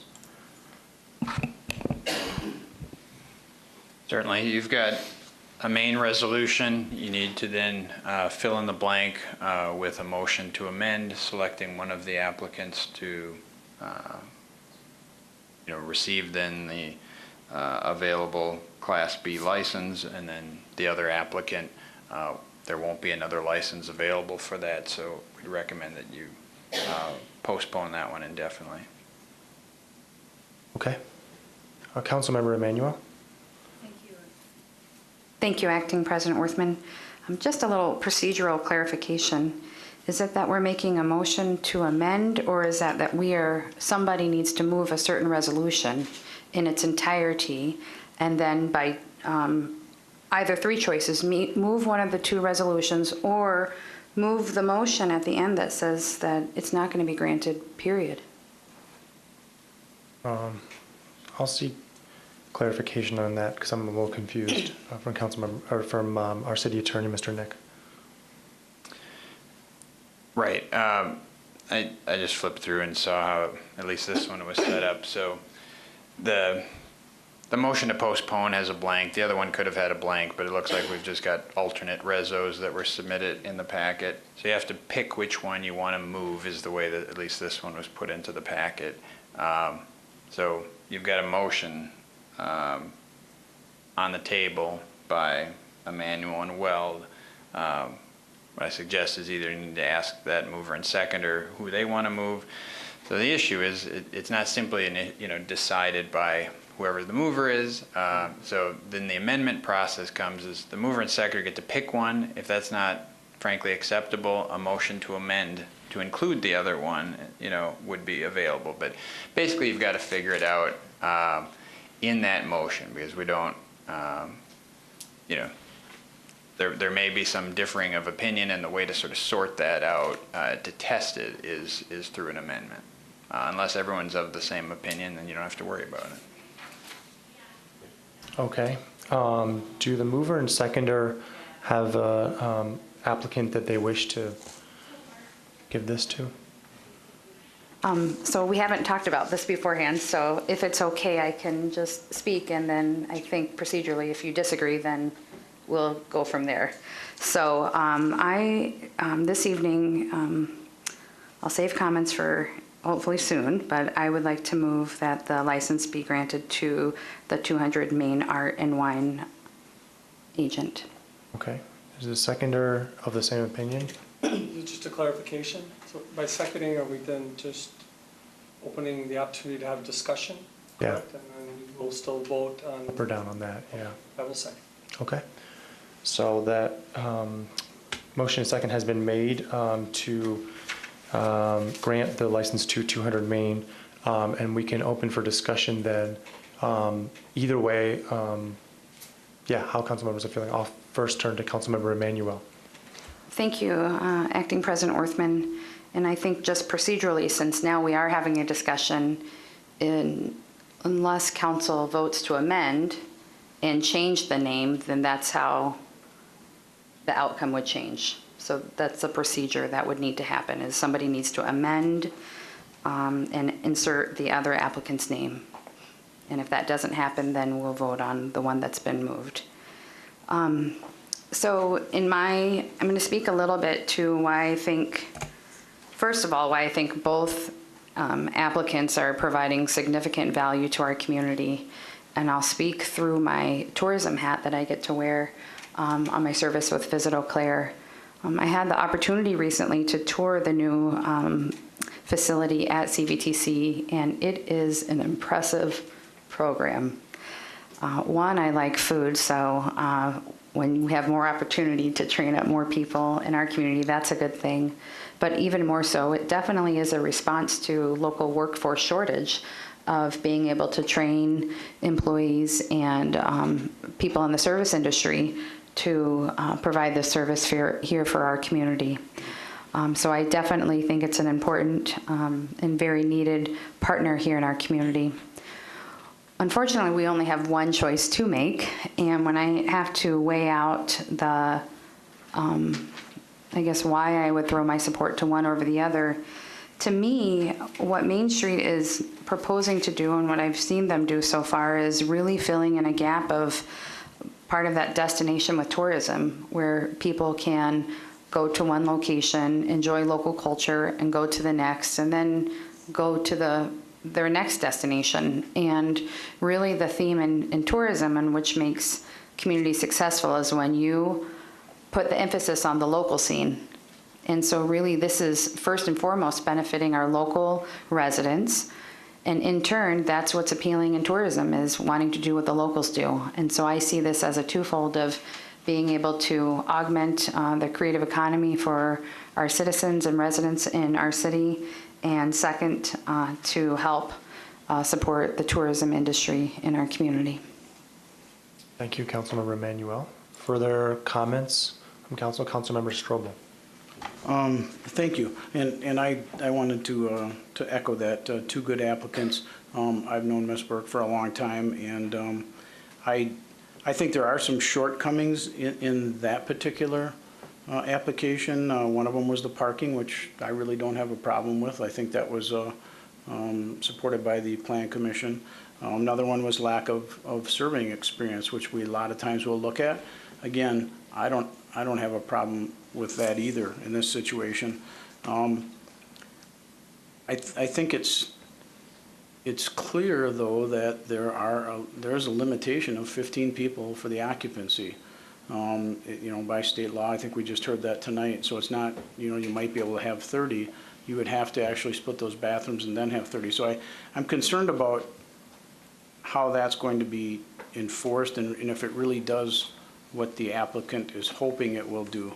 The other concerns I have here is we're limited in our liquor licenses. We have one full license now and we have 5 reserves. And in the past, I've heard this council talk about the proximity of all these potential taverns close to each other. And so I'm hoping that if they do support this, that in the future we're not going to have that same conversation, because I do like people to be treated evenly and fairly. I do feel like we're going to have another 2 or 3 restaurants probably applying for liquor licenses in the nearby area. We've got the Haymarket Landing building. There's another potential development right next to Pablo, and then a couple other ones, and then plus Block 7. So, I mean, that's sort of the restaurant area. And so I think we are going to have some, so I want us to be cognizant of that. The other thing is, this is a change in use for the neighbors. There's residential housing above that, an art gallery. So I don't know that we've heard from them at all, but I mean, you're talking about now a place that's going to serve alcohol, potentially be a little bit louder than it was before, I would imagine, and be open until midnight. So there is a change in use in that facility. I know, to answer Kate's question, I think Councilmember Beaton's question, I think a lot of the downtown taverns and stuff, if you're only seeing a few restaurants, a lot of those are grandfathered, I believe. But I also know a couple that contacted me that actually have 10 restrooms in their facilities in order to accommodate and meet these occupancy requirements, and they did express some concerns. So I try to be fair and consistent when looking at these things, and I think other bars have those requirements. I think this facility is going to have to meet those. And then I would say that Tangled Up in Hue or Purple Petunia think that maybe if they get an alcohol license, it will help them increase their sales, and they have one restroom. Well, now, what's the difference between those and 200 Main? I think those are things that we might have to think about and consider if we're gonna issue this. And so I guess from my perspective, I don't know that it's going to have a large economic impact on us if they can only host 15 people. And I'm of the ilk to hold those licenses for an entity that's going to potentially have a larger economic impact in the area. So I think what I would say is I'm going to not support either tonight. Thank you, Councilmember Strobel. Councilmember Beaton. Thank you. To add to Councilmember Strobel's comments, I have heard from three separate downtown businesses that have all been interested in something similar, and so I understand that this is there's a lot of state statute that is kind of working against that, but I do think that it's worth looking at, seeing how we can make something happen. I think that we talk a lot about creating a culture of safe drinking in our city, and I think that businesses like 200 Main and certainly the other 2 businesses that I've talked to about this exact issue would exemplify a culture of safe and healthy drinking in our city. I think that providing spaces where people can come and have, one glass of wine, and that can be their lovely night, is a good example for everyone in our community on how we can do that safely. And so I also think that it adds to our culture and adds to the atmosphere of downtown that we're trying to create. And so I think that there's a lot of interest in this for downtown businesses, including and in addition to 200 Main. To be honest, I'm having a really hard time deciding though on this one, because I do feel that the other applicant has some exciting projects as well. Also feeling that that rub that we have a very limited amount of licenses, and we're sure to see more restaurants and other establishments come through. So looking forward to hearing other deliberation. Other perspectives, Councilmember Anderson? Thank you, Acting President Worthman. First, I have a question. So if we were to offer this license to one party, would the other party then have the opportunity to apply for a reserve license, or how would that process work? I believe that's true. It's not. Yeah. Okay. Thank you. May I also make a comment? Certainly. Thank you. One of the reasons I'm supportive of offering this license to 200 Main is because one of the things we're working together to grow is our creative economy, an economy of people who will use knowledge and creativity to spur economic growth. And, historically, when we look at times of great economic growth, you'll see locations where people are coming together and having informal conversations about ideas, open-mindedness, and creating a culture of open-mindedness and open communication around art and ideas is really essential for the kind of climate where we can see a lot of economic growth. And one of the things I think that we often forget is when we have a creative economy, so much of it comes from the either unpaid or minimally paid labor of artists and people working in the arts. So for me, this is an opportunity. We have a gallery, which is a very hard thing typically to keep afloat. This is an opportunity for us as a city to support our creative economy by supporting the people that make that possible, by allowing them another opportunity for a revenue stream. Thank you. Thank you, Councilmember Anderson. Are there further comments by council? Councilmember Weld. Thank you, Acting President. Also torn. I am a proud graduate of UW Stout and the hotel and restaurant program, and spent many a day and many a night in their culinary program, cooking and managing and understanding that whole industry. I would find it awfully difficult to have gotten through that programming without the alcohol access. Not me personally as far as drinking, but as part of the curriculum and what was involved with understanding, the entire entity of restaurant and that industry. I think, for there at Stout, it was a lunch program and a dinner program. I probably would envision that Stout will probably roll into that same type of programming where they'll eventually start serving dinners as well. Very well received. As he mentioned, each lunch has you all have a different position each time, and you invite, when it's your time to lead that group, you invite a whole lot of people, and so they're always full. That was mentioned, and I envisioned at least 50 people there a day taking part of that. So I know that Stout anyway had become well respected throughout the country because of this program, and I feel it would really hinder the CBTC's ability to really provide a true and accurate account of restaurant management without having that alcohol access. On the other side of it, I took that education and opened 3 small businesses in downtown, and can appreciate the other application and what that means, and how important it is to have those those amenities and those assets, such as the liquor license, to make all that happen. And then I want to see downtown continue to prosper, and I have concerns about limiting it to only 15 people. I have concerns about future applications that we may see in the future.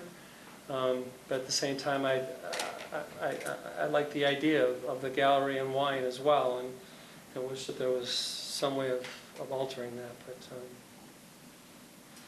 But I also look forward to additional comments. Thank you, Councilmember Weld. Are there further council member comments at this time? Councilmember Berge. Thank you, Acting President Worthman.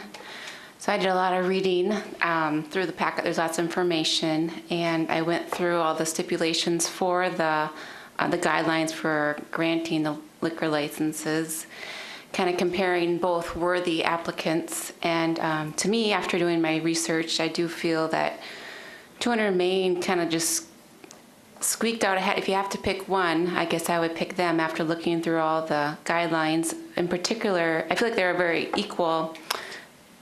There's 12 guidelines here. I feel like they're pretty equal. There's two of them that I feel like 200 Main, just like I said, is a little bit above the CVTC. Number 2, we talked about the wording, the character of the applicant, not saying that CVTC does not have a good character, of course, but I did receive 5 emails of people vouching for 200 Main, and so that's what kind of puts me above CVTC, just that added those character letters. I feel like that also goes with point number, 11, the level of community support. Again, that added those emails, and one was here waiting on our desk for us as well. And again, nothing against CVTC, of course, but I didn't see anything with there. So it kind of puts me over the edge a little bit for 200 Main. And then also number 9, it talks about the neighbors of the establishment. And so I look at a downtown business compared to a school. And while I understand why the purpose of it being at a school, when you compare a neighbor or downtown to a school, I feel like a downtown is more, fits better with the drinking compared to a school. So again, both 2 very worthy applicants, and I wish I could vote for them both, but because I have to pick one, that's what's making me lean towards 200 Main. And while I understand what Councilmember Strobel was saying about what if other people ask, I guess what if games are, we don't know what the future is going to hold, and these 2 applicants are before us now. So who's to say someone might give up their license and we might have another opening? So that's what I have to say. Thanks. Thank you, Councilmember Berge. Councilmember Christopherson. Thank you, Acting President Worthman. At this point in time, these applicants are both very worthy. It's too bad that we don't have a lot more licenses to support our economy, but at this point in time, I would be in favor of supporting Chippewa Valley Technical College, and I would look at it from this perspective, that they are training students who might be in a drinking culture how to look at service and drinking from a different perspective. A large number of students would become licensed bartenders. It gives them access to labor, but it also, I think, contributes to our economy more broadly in responding to the demands of potential employers. They have a full program based on this new model. Perhaps there is a way that they could be successful in training these students without this license, but at this point they're saying no. It seems like in a 2-year program you might be able to do something and then move them up to Stout, where they would have access to the liquor license. So of the 2 applicants, I prefer the application of Chippewa Valley Technical College because of the way that they are approaching the demands of our labor market and the ways in which they would contribute more widely to our economy. However, the other side would be, if I heard from my colleagues, I would also feel that waiting and not awarding this license at this time is also appealing, because the downtown development without the Confluence project even open, I'm not sure that 200 Main is the best candidate for a downtown license. So I've not landed, but my preference would be at this point Chippewa Valley Technical College. Thank you, Council Member. Further comments from Council? Councilmember Graggart. Thank you, Acting President Worthman. I feel like I need to at least say something here. I did want to wait and hear what other folks had to say, because I think I'm taking in a lot of new information and perspectives here. And I think that had the applicants had more time, they probably both could have come up with even stronger applications too. I feel like there are ways that this obtaining this license would really create possibilities that we are not really on paper in front of us or even in our minds right now necessarily, because I think they could be somewhat transformative compared to maybe some of, basically I think that they both have unique opportunities that they bring forward, and in 5 years it could mean something entirely different for them. Just a little background on my experience, I guess, with CVTC, and it is in my district, so I have a little weight that goes that way. But I used to work at UW Stout and took advantage of some of the culinary programs that they have, and CVTC currently, like, I use the dental clinic and I have gotten my hair cut there, and I see the benefits of community engagement in the programming that the college offers, and it's not just something that benefits the students, obviously. So, those are some of the considerations I have leaning that way, is just that experience and the importance that is for the whole community. Obviously, there's the workforce piece too. But as far as the gallery goes, I mean, I do see that community support for it. I know the applicants are really interested in pushing for this to be something to have a broader impact on our community. And Graham Avenue, and obviously it's being transformed right now through the city reconstruction of the street. But like, it doesn't have as much going on, I guess you could say, and this could really change that aspect of our downtown. So I'm still kind of not sure exactly how I'm going to vote on this, but just thinking out loud here. So thank you. That's where I'm at. Appreciate that. Councilmember Beaton. Thank you. I think that I'm still feeling undecided, and I feel like the biggest issue or the biggest point of confusion or hesitation that I'm feeling is the occupancy limit, and I'm wondering, I guess I wanted to give the applicant another opportunity to talk us through that. Would that be possible? Sure. Ms. Burke.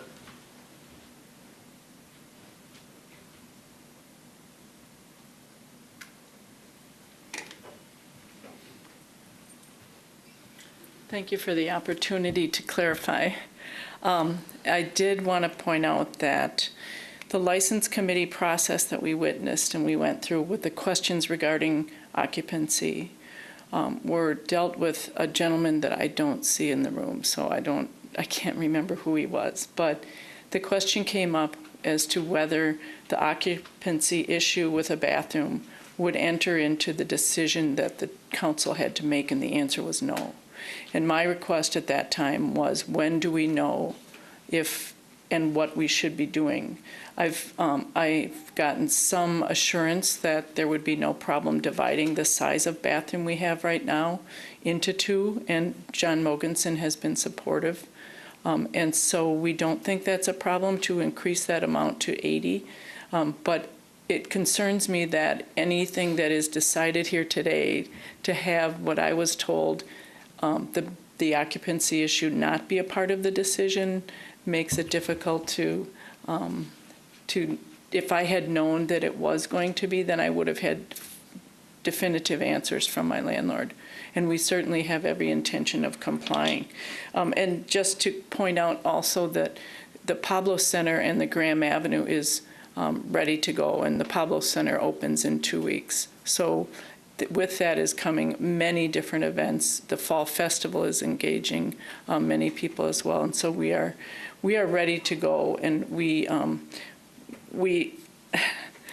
in writing a business plan very carefully for the course of the last 2 years, having help from Western Dairyland with our financial aspects and looking at exactly every penny that we would need to spend and how we can project what we would need, it will come down to us not being capable of staying open. So I'm appealing to the idea that as a good steward of that location and a business that is a passionate part of downtown, a passionate part of my commitment to bringing something to the creative economy, I feel as an individual that we cannot possibly afford a reserve license where others might have resources, and that this is our one shot at doing something really effective for the community. Thank you, Ms. Burke. Are there other questions? Councilmember Beaton, did you have a further comment you wanted to make? No. Okay. Thank you. Councilmember Emmanuel? Thank you, Acting President Worthman. I'm going to share a little information that I learned in doing my research probably about 2 weeks ago, because I already had heartburn about this upcoming decision. It's not easy. And so what I'm going to share is not meant to, well, let me say what it isn't meant to do. Sharing information as we think about our culture and precedents that we may set, and it's not meant to, I'm not actively trying to persuade people one way or the other. I want to share information. So I had inquired about, does the university here in Eau Claire have a liquor license? And I learned the answer was no, that they are covered by a state license. And so the state can cover UW campuses, which is, I don't know the situation at Stout, but it is quite possible that they are covered by that license through the state. I further asked our city attorney's office if the city of Eau Claire has ever granted a liquor license to an educational institution in Eau Claire. And the answer I received was no. So if this was granted to an educational institution, that does set some precedent that the city would grant a liquor license to an educational entity. Thank you for that. Further comments, Councilmember Strobel? Thank you. I just wanted to answer Ms. Burke's question on that she caught a little bit off guard based on the licensing committee, and maybe the occupancy wouldn't affect her her situation here. For me, that's an economic, more of an economic issue. I mean, if I don't know how well it works if only 15 people at a time, and then an enforcement issue in that. So maybe the group would consider postponing in order to allow the applicant to go back to their landlord and see if they could split the restrooms and get an occupancy for a larger amount. Maybe that helps people. I'm just throwing that out there for the council. Okay. Councilmember Strobel talks about postponement, but did not make a motion. Councilmember Weld. Thank you, Acting President. Just a question for Mr. Nick. How often are these numbers changed, and what triggers a change in the number of licenses that the city can hold? Is it based on population, and is it every 10 years that we address these numbers, or how does that work? City Attorney. Right, it's a statutory formula. I think it is population, although honestly I don't have it in front of me either. But from my experience, the more frequent change on it has honestly been legislative. So the concept of reserve licenses have changed in the last 20 years. The concept of certain availability of licenses for larger hotel or conference centers have changed. And so there's been that sort of adjustment and pressure in terms of any significant changes in our numbers of available combination Class Bs. They may have gone up, but it's not a significant factor.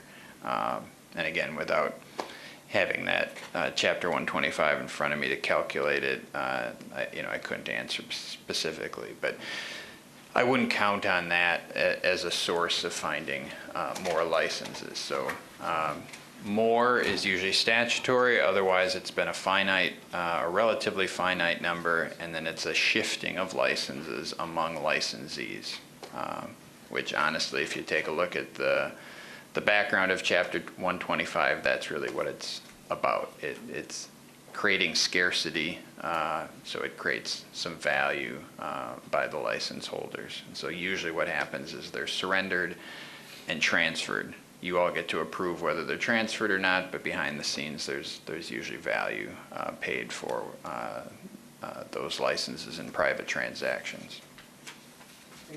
Thank you, City Attorney. I wanted to just ask a clarifying question to Mr. Brown, if I could. Something was brought up about universities and the potential of a state license. Could you clarify that? Thank you. I'm sorry, what was your question? Just around the comment that we heard from Councilmember Emanuel regarding state. Well, it's my understanding that we currently partner with UW Eau Claire on a couple of things. The food service department that manages the student feeding on our campus, we're not involved with that. But anytime they handle a catering event, they have to apply for a temporary license. So I do not understand that they have any kind of state licensure oversight that grants them a license to serve alcohol anytime they feel the need to. Okay. They have to apply for the temporary permit. Okay, thanks. Further, Councilmember, City Attorney? At risk of turning this into a very boring essay on the intricacies of Chapter 125, especially off the top of my head, but the main difference there is the university system is a state institution. You don't grant licenses up. So the state grants cities authority to issue licenses. The state doesn't need licenses from the city. So it says thanks, but no thanks. We're the state of Wisconsin. We kind of make the rules, and we don't need local alcohol licenses. So that applies to the state. The system, UW system, is an entity of the state.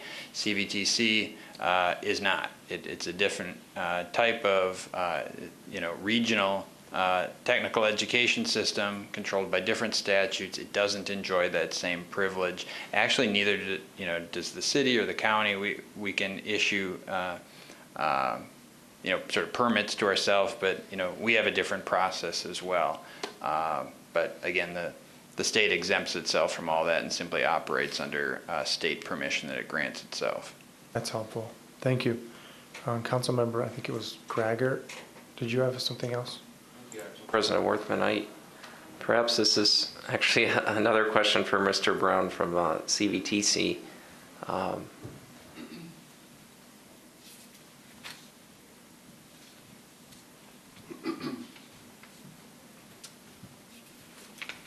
Thank you, Mr. Brown, for coming up again. I seem to recall CVTC having a certain culture around its attitude, at least toward alcohol in the building or in CVTC operations in general, and it sounds like that maybe is changing with this program, and I'm not sure if you can speak historically to the administrative side of the college at all, but I was a little bit surprised to hear about this, partly because just thinking about some past events that have been proposed for the Business Education Center, that there seemed to be a reticence to having alcohol in the building. I'm not sure if you have a perspective on that. The only perspective I can offer you is my personal experience. I've been employed at CVTC now for a year. So my history doesn't go back very far, unfortunately. However, the reason we're here today, the reason I'm here today is a result of what our community wanted us to provide them. Our community wanted us to provide them trained individuals who could fulfill a lot of our job vacancies that we have here in Eau Claire and the Chippewa Valley. And that's what we're trying to do. And you know, as far as historically serving alcohol on campus, I know that there's functions, whether they're foundation functions and things like that. Those are, you know, temporary licenses to serve those things. And I know that I've heard before, you know, I just heard a moment ago that this would be precedential, but we've also heard tonight that our partner, UW Stout, does do this type of training and education as well. And we're looking to partner with them going forward in and out, whether they're sending students to us for culinary education or we're sending students there for bachelor's degrees. So we're a strong partner with them.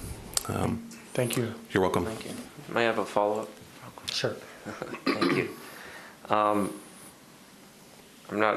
Could you maybe give us a perspective on whether you think CBTC could afford a reserve license or how it could potentially pay for one? Well, I'm answering this personally, okay, as a taxpayer here in the area. Obviously, that is a taxpayer issue, right? That would be a $15,000, you know, bill that the taxpayers would then pay for. That's just my personal opinion on that. So I don't know how responsible that is, but we excuse me, battling a cold.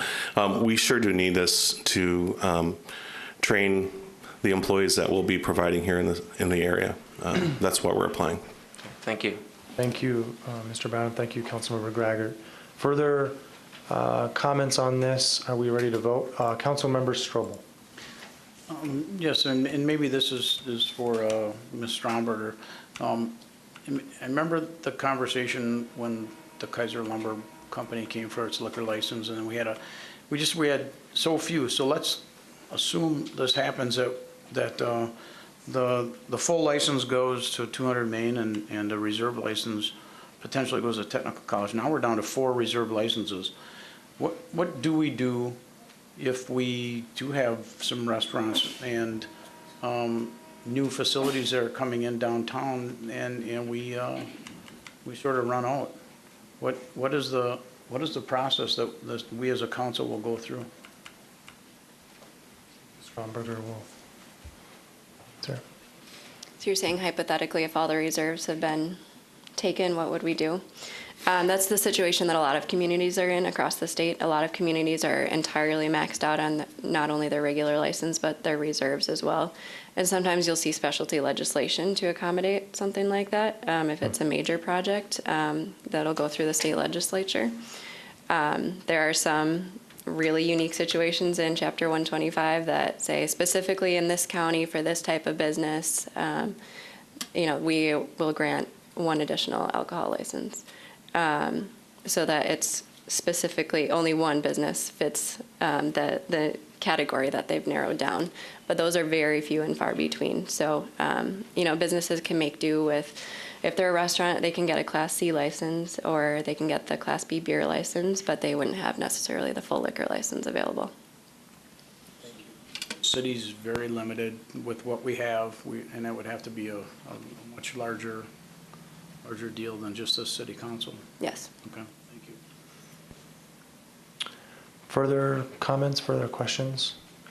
The motion in front of us has been made by Councilmember Emanuel, Councilmember Weld, and that is to grant the license to 200 Main.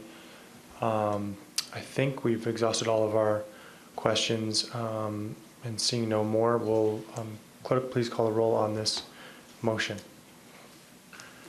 Councilmember Beaton? Aye. Berge? Aye. Christopherson? No. Emmanuel? Aye. Greigert? Aye. Strobel?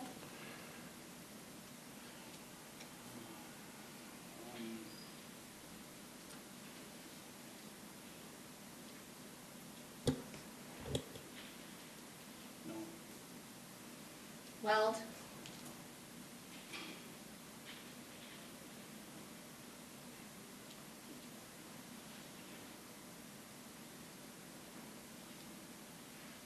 No. Worthman, Aye. Jean, Aye. Anderson. Aye.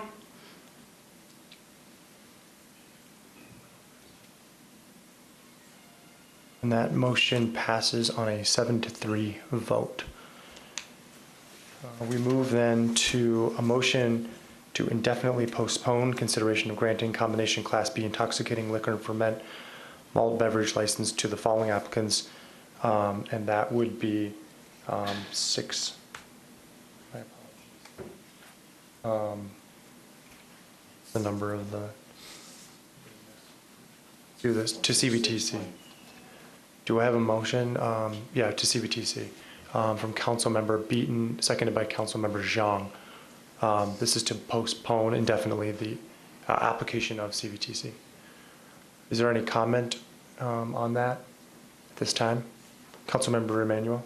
Thank you, Acting President Worthman. My question is, do we have to vote to postpone it because it wasn't moved? Like if we take no action, does that mean, do we have to take action on something that wasn't moved? Or do we have to move it and then postpone it? City Attorney? It's our recommendation that when you have something in front of you, so you have an application in front of you, that you take action on it, and the action can be simply to immediately move to postpone it. So you have a motion and second to do that on this item, and I think it's in order. I mean, you could move it first and then move to postpone it, but I don't think that's necessary. So, Councilmember Emanuel? Thank you, Acting President. So thank you. This is a learning moment for me and kind of our Robert's Rules procedures. When I think back to previous situations we had maybe like 5 applicants. I don't personally remember moving and postponing the other 5, but I have no problem going with it because at the end it serves the same function. Okay. So thank you for the opportunity to clarify my question. Thank you. Is there further comments, questions about motion to postpone this other application? Hearing none, clerk, please call the roll. Councilmember Berge, Aye. Christopherson, Aye. Emmanuel, Aye. Greigert, Aye. Strobel, Aye. Weld, Aye. Worthman, Aye. Jean, Aye. Anderson, Aye.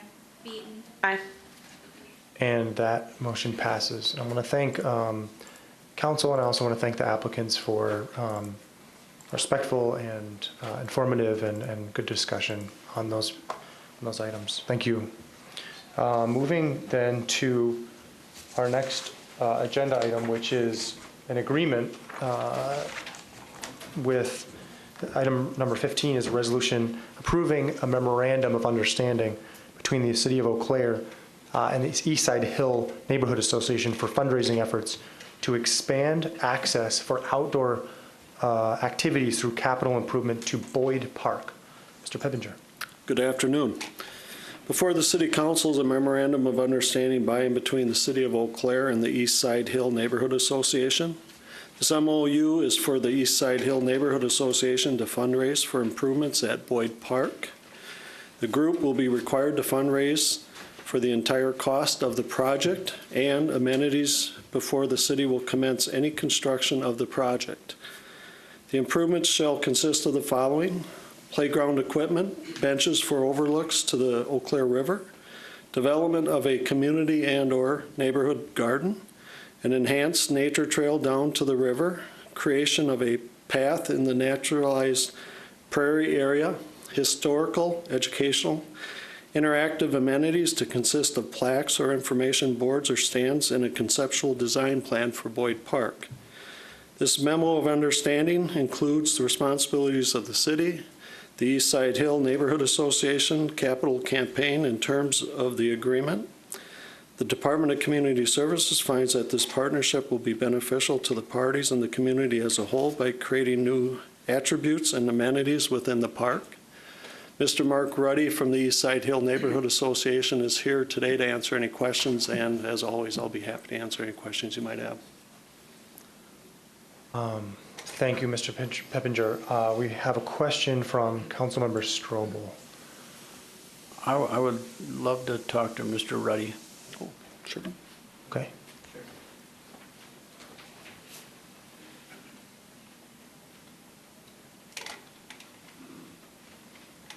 Good evening, Mr. Ruddy. Yes. Evening. You're doing a great job over there. Thank you. Can you tell us where the community gardens would go? I have my opinion, Okay. But that really hasn't been decided. But one site is immediately to the east of the walk bridge as you look towards Banbury. Immediately to the east, there's a large area, probably 60, 70 feet wide, if we clear some trees there, to put in a good-sized community garden. And by that's my perspective. And here's a question. When well, back in the day, you remember, we did a neighborhood plan, and that included a park plan. Are you proposing to do a new park plan? And when we did that, we put out surveys to all the neighbors, or did a lot of that. I'm sure it's all email now. Is that part of this planning process? Well, we've already completed a survey through late winter, 330 applicants or responses from neighbors who really specifically talked about possible improvements at the park there, and showed us, like, for example, for like the community garden, 37 people suggested that, yeah, they'd really be interested in that. So that's not a proven that they would come through, but we asked for that kind of immediate specificity about different options there. And the plan, is there any process to redo the neighborhood plan at all? I mean, I suppose it's... As my reading of it, it serves us well at this point. That's certainly not a priority of mine at this point. And I know there's a suggestion, I think, after 10 years, maybe. So we've looked at that question, but at this point, we don't see the need. Yeah, absolutely. I'm sorry, just one more question. Sure. There's also fundraising going on right now for a skateboard park that Right. is supposed to be someplace down there. Uh-huh. Do we know where that is going to be located? That logistics is really coming up with the funding, put it out for bids for people who do that kind of work and use their best judgment as to what the best footprint is within that park. So that's kind of a big unknown at this point until that funding level. We would like to see that funding brought to a completion as soon as possible, because that's going to be an important footprint, that all these other activities within the park, we want them to be complementary to one another. We're sure that it does accommodate what they're calling a skateboard plaza, a more modest size. So we feel very confident that we can fit it in that park environment. Thank you very much. Thank you. Councilmember Strobel. Thank you, Mr. Ruddy. I have a question too. I thought there was talk of the beach expansion potentially being in this agreement, but I don't think I saw that in there. Can you tell me what that? Can you remind me of the wording there, Jeff, please?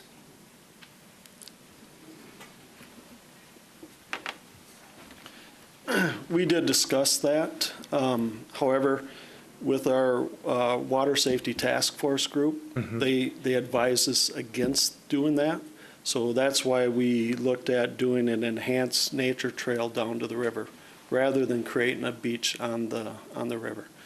The biggest issue that the task force had was, in the event that there had to be rescues, that it would be very difficult on our rescue team to get down to those areas. Okay. And I guess a follow-up for Mr. Ruddy then. And thank you, Jeff. That's my understanding of our agreement. Yeah, was that smoothed out with the neighborhood association? Were they aware that there was some issues with doing the full beach? Because last we had talked, not even a month ago, that was still a potential. Well, one of the critical areas about that area is that there's a sand area that is there 24/7 throughout the years. That it'll be an obvious place for getting close to the river to clear that out.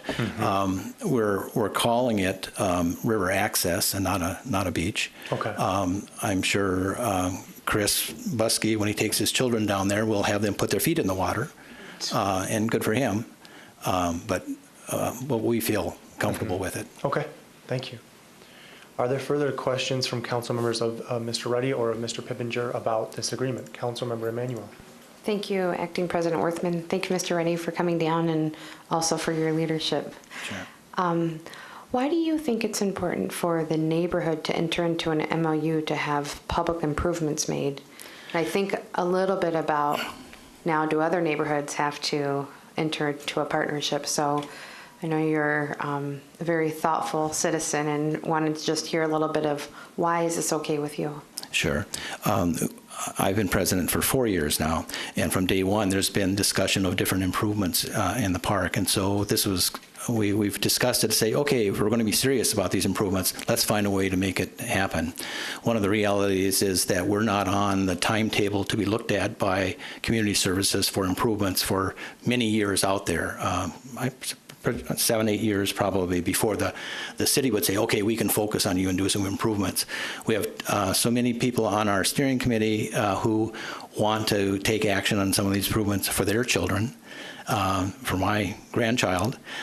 So we're saying we want to give the city this opportunity, as we see it, to use that public space and make it even more valuable and a better experience for everyone.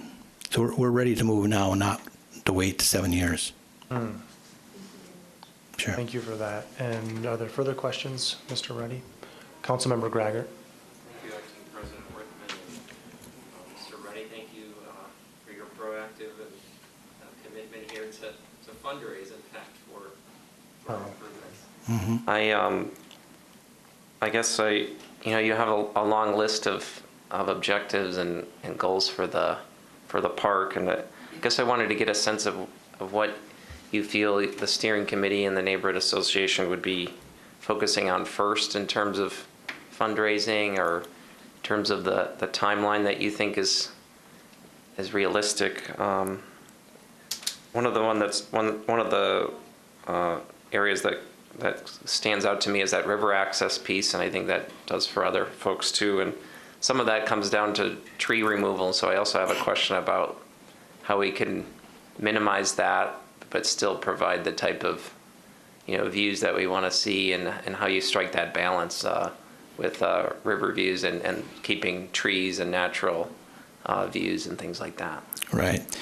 Let's see, multiple perspectives there.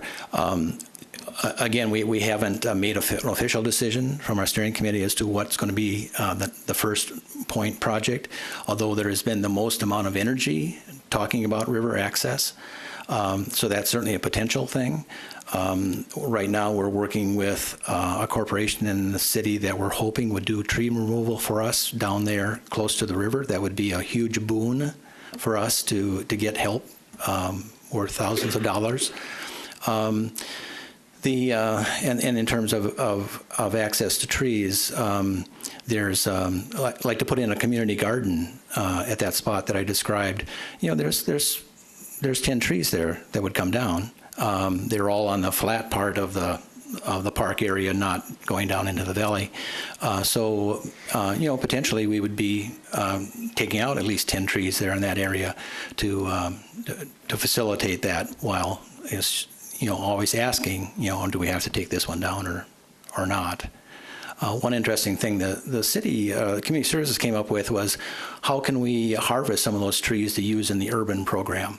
Particularly, there's a lot of huge black locust there, and it's a wood that's very hardy and doesn't rot, and it's very hard. So maybe walkways, like bridge walkways or things like that, would be another recycling way that we could use those timbers. Mm-hmm. Do you have a follow-up question? Yeah, I do. Yes. In terms of formulating this agreement and working with your steering committee, did you have a park committee that you've been working with? I think I've heard about park committee, or I know you've been focusing a lot on Boyd Park as the neighborhood association. So just kind of wanted to see what the process that you went through was. You did mention the survey, but also just kind of a perspective on how you engaged the steering committee on it. Right. I think it started with us saying, let's set some goals and priorities. What do we want to accomplish this year?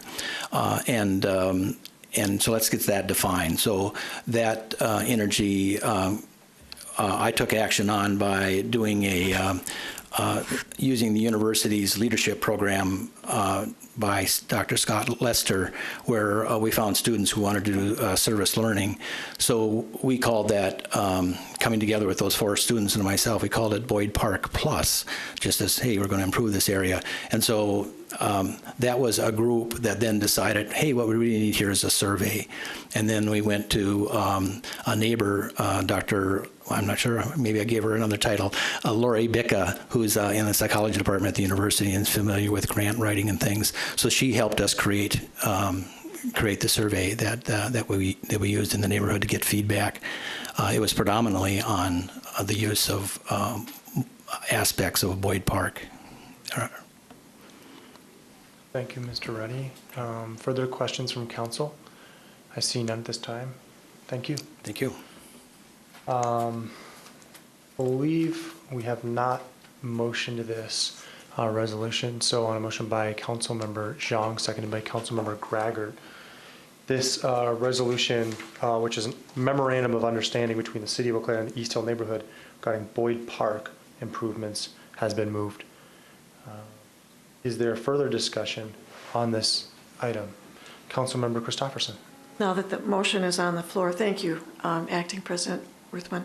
Now that the motion is on the floor, I would like to echo what I've heard from my colleagues, that this is what I would see as really a creative and productive initiative from a neighborhood association to, instead of being against something, that they are actively taking part in a partnership with the city to improve the neighborhood to something that they can enjoy. So I really appreciate the leadership that Mr. Ruddy has provided, and of course the excellent staff support to the neighborhood association. I think this is an excellent initiative. Thank you, Councilmember Christopherson. Just wanted to say a few words about this memorandum. And first of all, just thank you to Mr. Ruddy, Mr. Buskey, and all of the folks at the neighborhood, and as well city staff and Mr. Pippinger for work on this. It is incredible to see what the East Hill neighborhood is doing, the kind of participation that they have, the vision that they have as well, and I have no doubt that they're going to be successful moving forward with this. I think one of the concerns that I do have, though, is that there's definitely been there's been a lack of clarity, I would say, in terms of some of the projects and in terms of who decides what the projects look like and which projects make it into the memorandum. And normally, I think there's a process that we go through with our Waterways and Parks Commission, our City Council, to really decide those things and to delve into, are they in our comp plan? Are they part of our capital improvement plan? I think this is an idea in terms of doing these memorandums of understanding that still needs to have a little bit more focus. Because I think that if you look at our capital improvement plan right now, there's probably neighborhoods around the city that are going to see improvements where they haven't made memorandums and they haven't had to go to those additional steps. And so I guess I'm sort of first and foremost concerned about fairness and wanting to make sure, well, yes, they have the additional will to take on more in this case, but are we making sure that we're actually being fair across all our neighborhoods with these? And so that's something I want to just make sure that we're keeping in the back of our mind as we go forward with these. I do want to support this, and I do like what the neighborhood's doing, and I do appreciate the staff work and time on this, so I'll be supporting it. Are there other council members that wish to speak on this memorandum? Councilmember Emanuel. Thank you, Acting President Worthman. I too share some of those concerns, and at the same time, well, there's always lots of ways to get from point A to point B. So this is a totally valid one that I know is made out of love and desire to make meaningful change in a community. I think what I take away from this is the importance and the need to have more civic spaces where citizens can feel like they have the the bandwidth to affect change and not have to wait 6 or 7 years. That we've got to be able to make that infrastructure for citizens to say, you know what, we need Boyd Park Plus in the spring. That's what we need, at least maybe one element for Boyd Park Plus. And so I think, to me, this is instructive of trying to find a broader solution to that. And in the meantime, hats off to the leaders in the neighborhood. This is great. So thank you very much. Thank you. Seeing no further desire, council members, to weigh in on this item, clerk, please call the roll on this memorandum of understanding. Councilmember Christopherson, Aye. Emmanuel, Aye. Grigert, Aye. Strobel, Aye. Weld, Aye. Worthman, Aye. Jean, Aye. Anderson, Aye. Beaton, Aye. Berge. Aye. And that passes. We move then to item number 16, which is a resolution authorizing a lease agreement with the YMCA for city-owned property utilized as parking lots for the sports center on Craig Road. Our city attorney, Mr. Nick, is here with the details. Good evening. The item is about a parking lot lease. This is land that adjoins our Hamilton soccer park to the, I guess, east and west. So to the east is the soccer facility, to the west is the parking lot, and to the south of it, it adjoins the indoor sports center. So these are parking lots that the city has developed in conjunction with the initial owners of the indoor sports center. That property has been sold, I believe now. I think it's closed with the YMCA. So now it's YMCA property. YMCA intends to use that facility also for indoor recreational uses, predominantly a gymnastics facility, we understand, but for multiple uses and programs of the Eau Claire Y, and is interested in continuing in the shared parking lot use of what you'll see on the overhead of the south and north parking lot. It's understood that predominantly that use will be on the south parking lot, but occasionally large event uses could also spill into the north parking lot. The core terms of the lease are that they are for an initial term beginning currently or beginning upon approval by the City Council through the end of 2028, or just over a 10-year initial term, and that the YMCA may then extend that term at its option on 2 renewals, so extend it out to just over a 30-year term at its option, and then a 3rd renewal that could move the agreement out to as much as 40 years would only be upon mutual consent of both parties. It could be asked for by the Y, but it'll only be extended if the city at that point would agree, with help from other legal counsel. It would be out in, what, 2040 or 38. Ms. Stromberger left, but perhaps Ms. Stromberger could help you, but not I.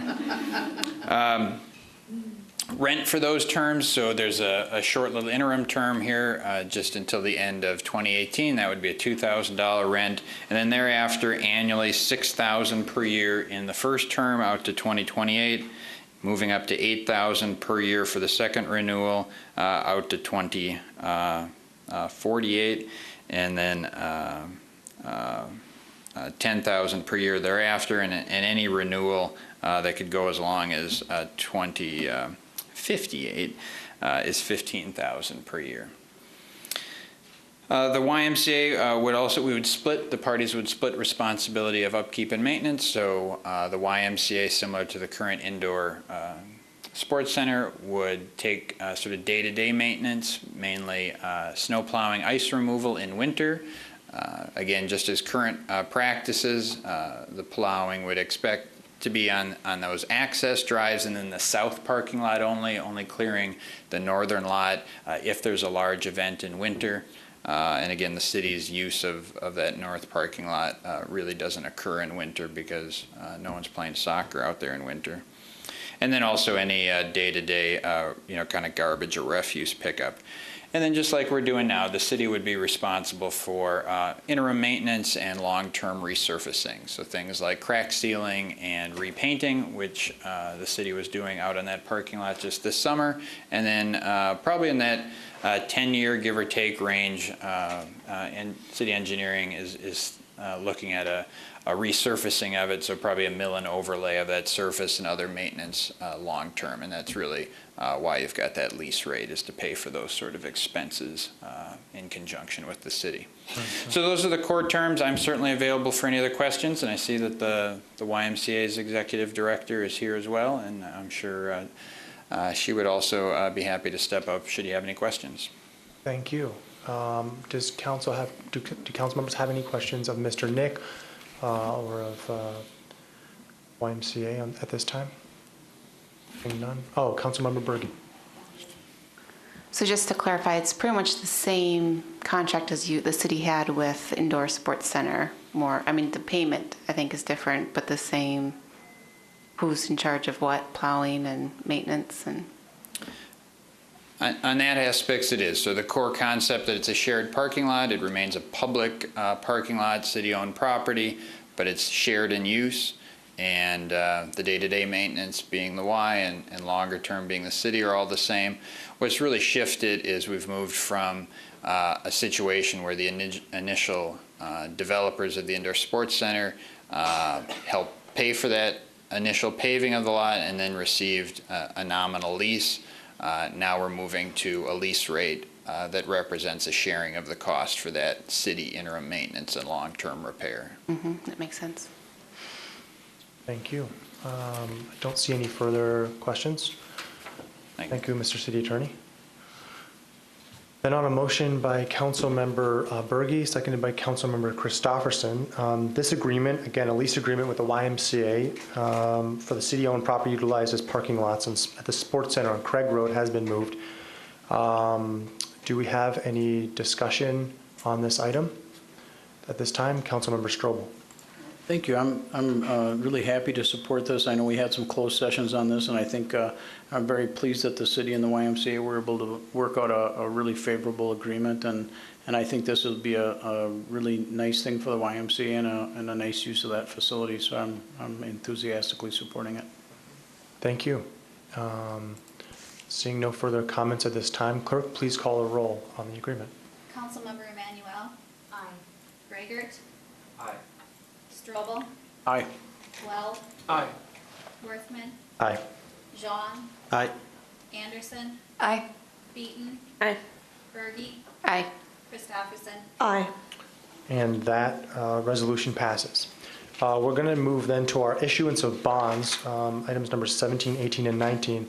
I'm going to keep the microphones on for council, as these will probably, or should go fairly fast. Item number 17 is a resolution authorizing the issuance of $14,700,000 aggregate principal amount of general obligation bonds to Series 2018A of the City of Eau Claire County, Chippewa counties of Wisconsin, in such amount, providing details prescribed in the form of a bond, awarding the bonds of the highest bidder, levying taxes, and related matters. Do we have our Finance Director, Mr. Winzens, is here to answer questions regarding this issuance.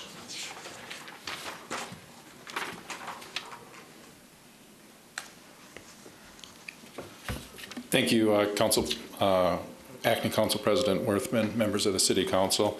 At your seats this evening, when you arrived, were revised resolutions that reflect the actual bids that were received earlier today.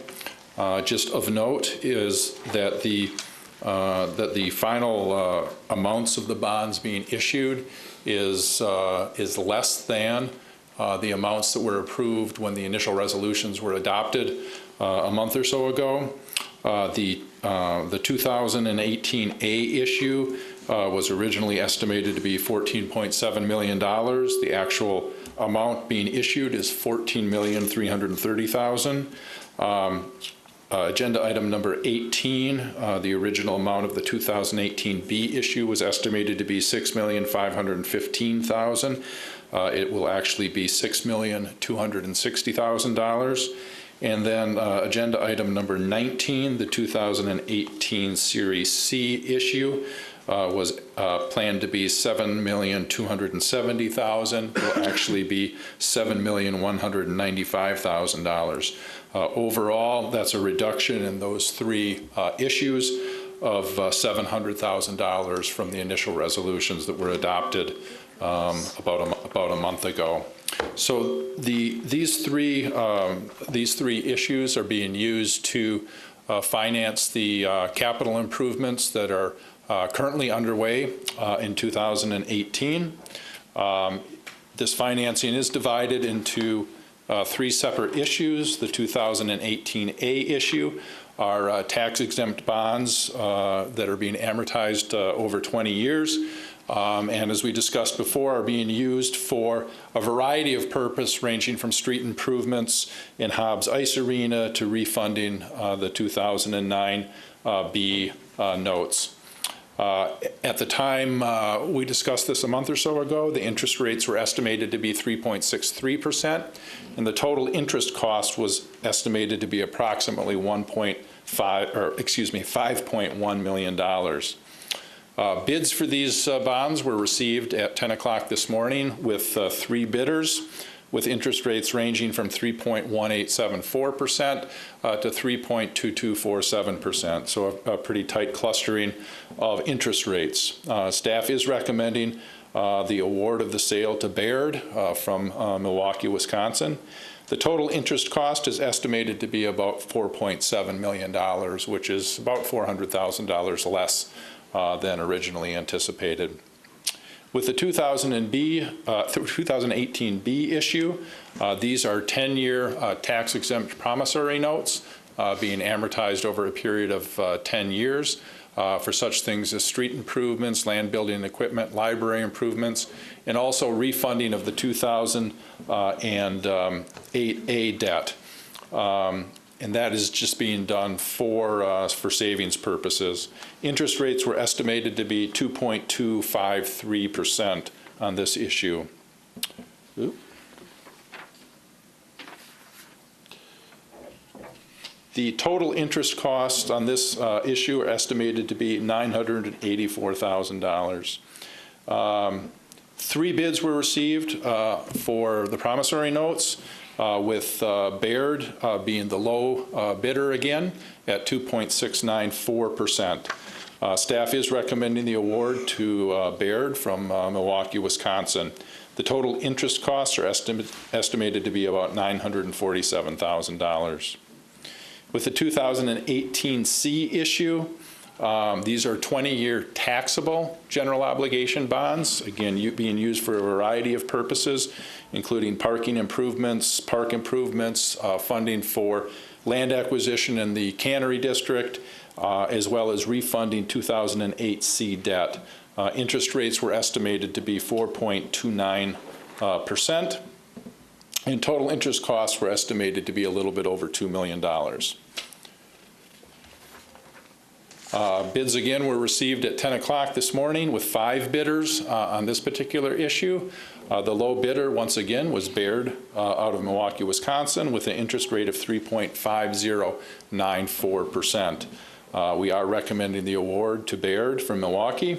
Total interest cost is estimated to be about $1.76 million, or about $300,000 less than originally anticipated. Two of these issues, the 2018 B as well as the 2018 C issues, contained refunding components, which essentially is like refinancing a loan you might have at the bank.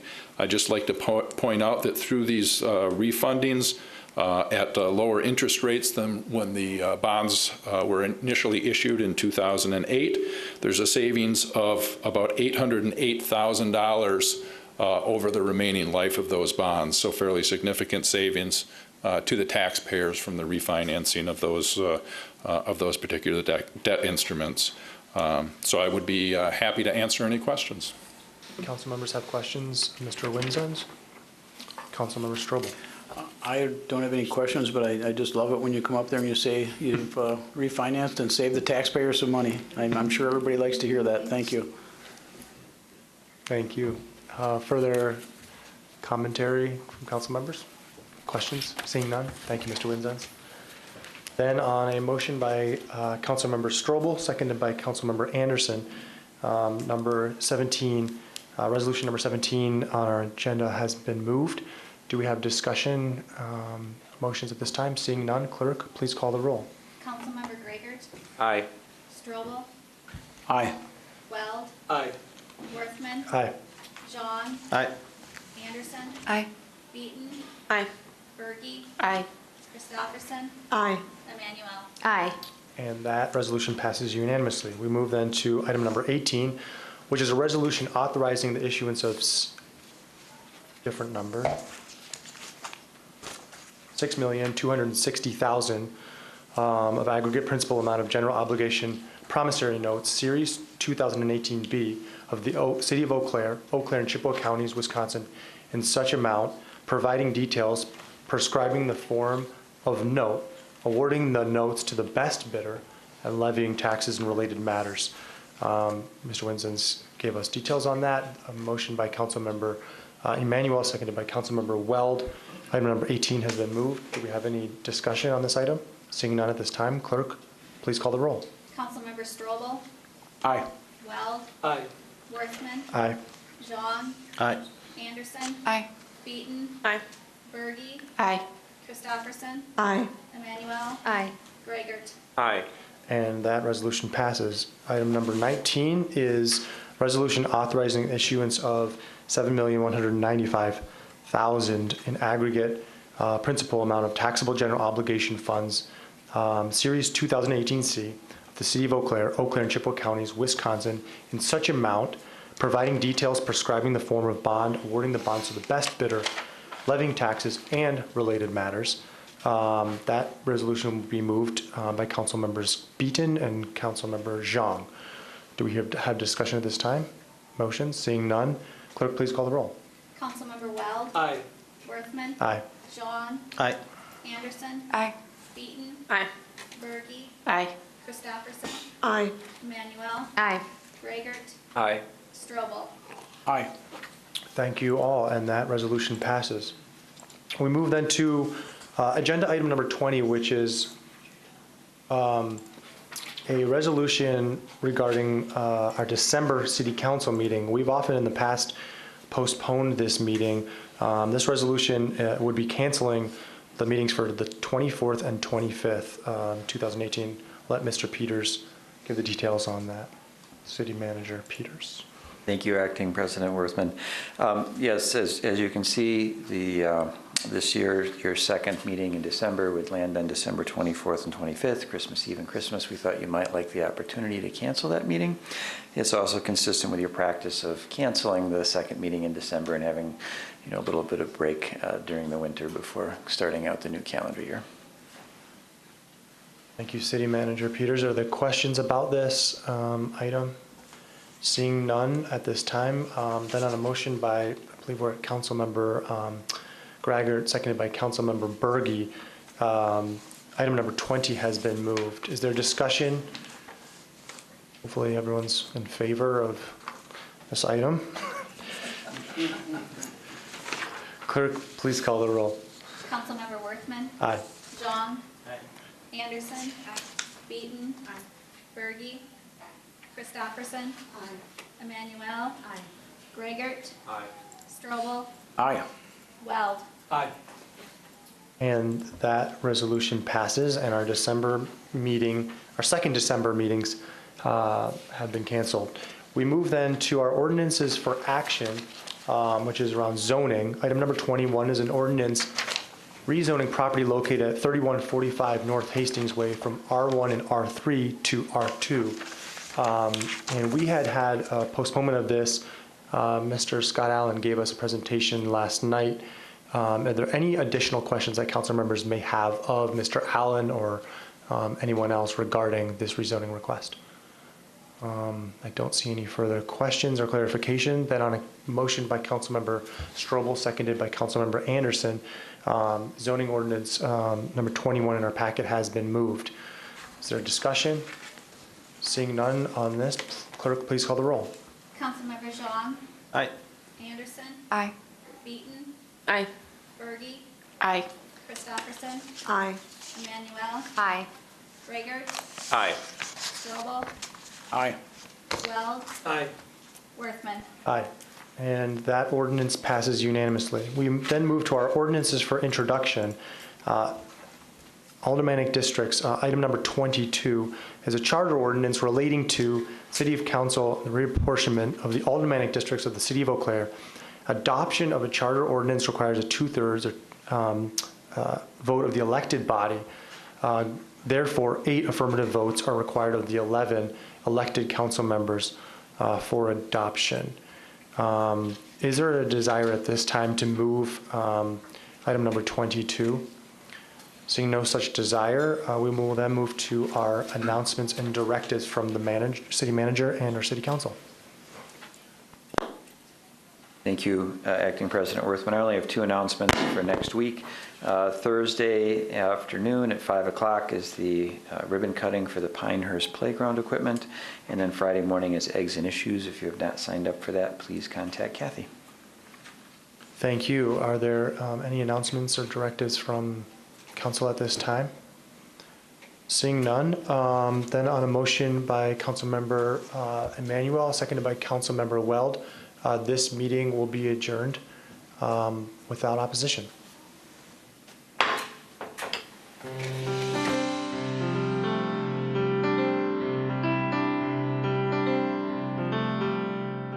This program was brought to you by a cooperation between Newsworks and the City of Eau Claire. A transcript of this meeting is available for the hearing impaired. It will be available within 7 days of this telecast. Call 715-839-4912 or TDD 715-839-1689. Or write Eau Claire City Clerk, P.O. Box 5148, Eau Claire, Wisconsin 54702-5148. Newsworks is made possible by continuing community support. If you would like to volunteer or make a donation, please contact us via phone at 715-839-5067 or online at valleymediaworks.org.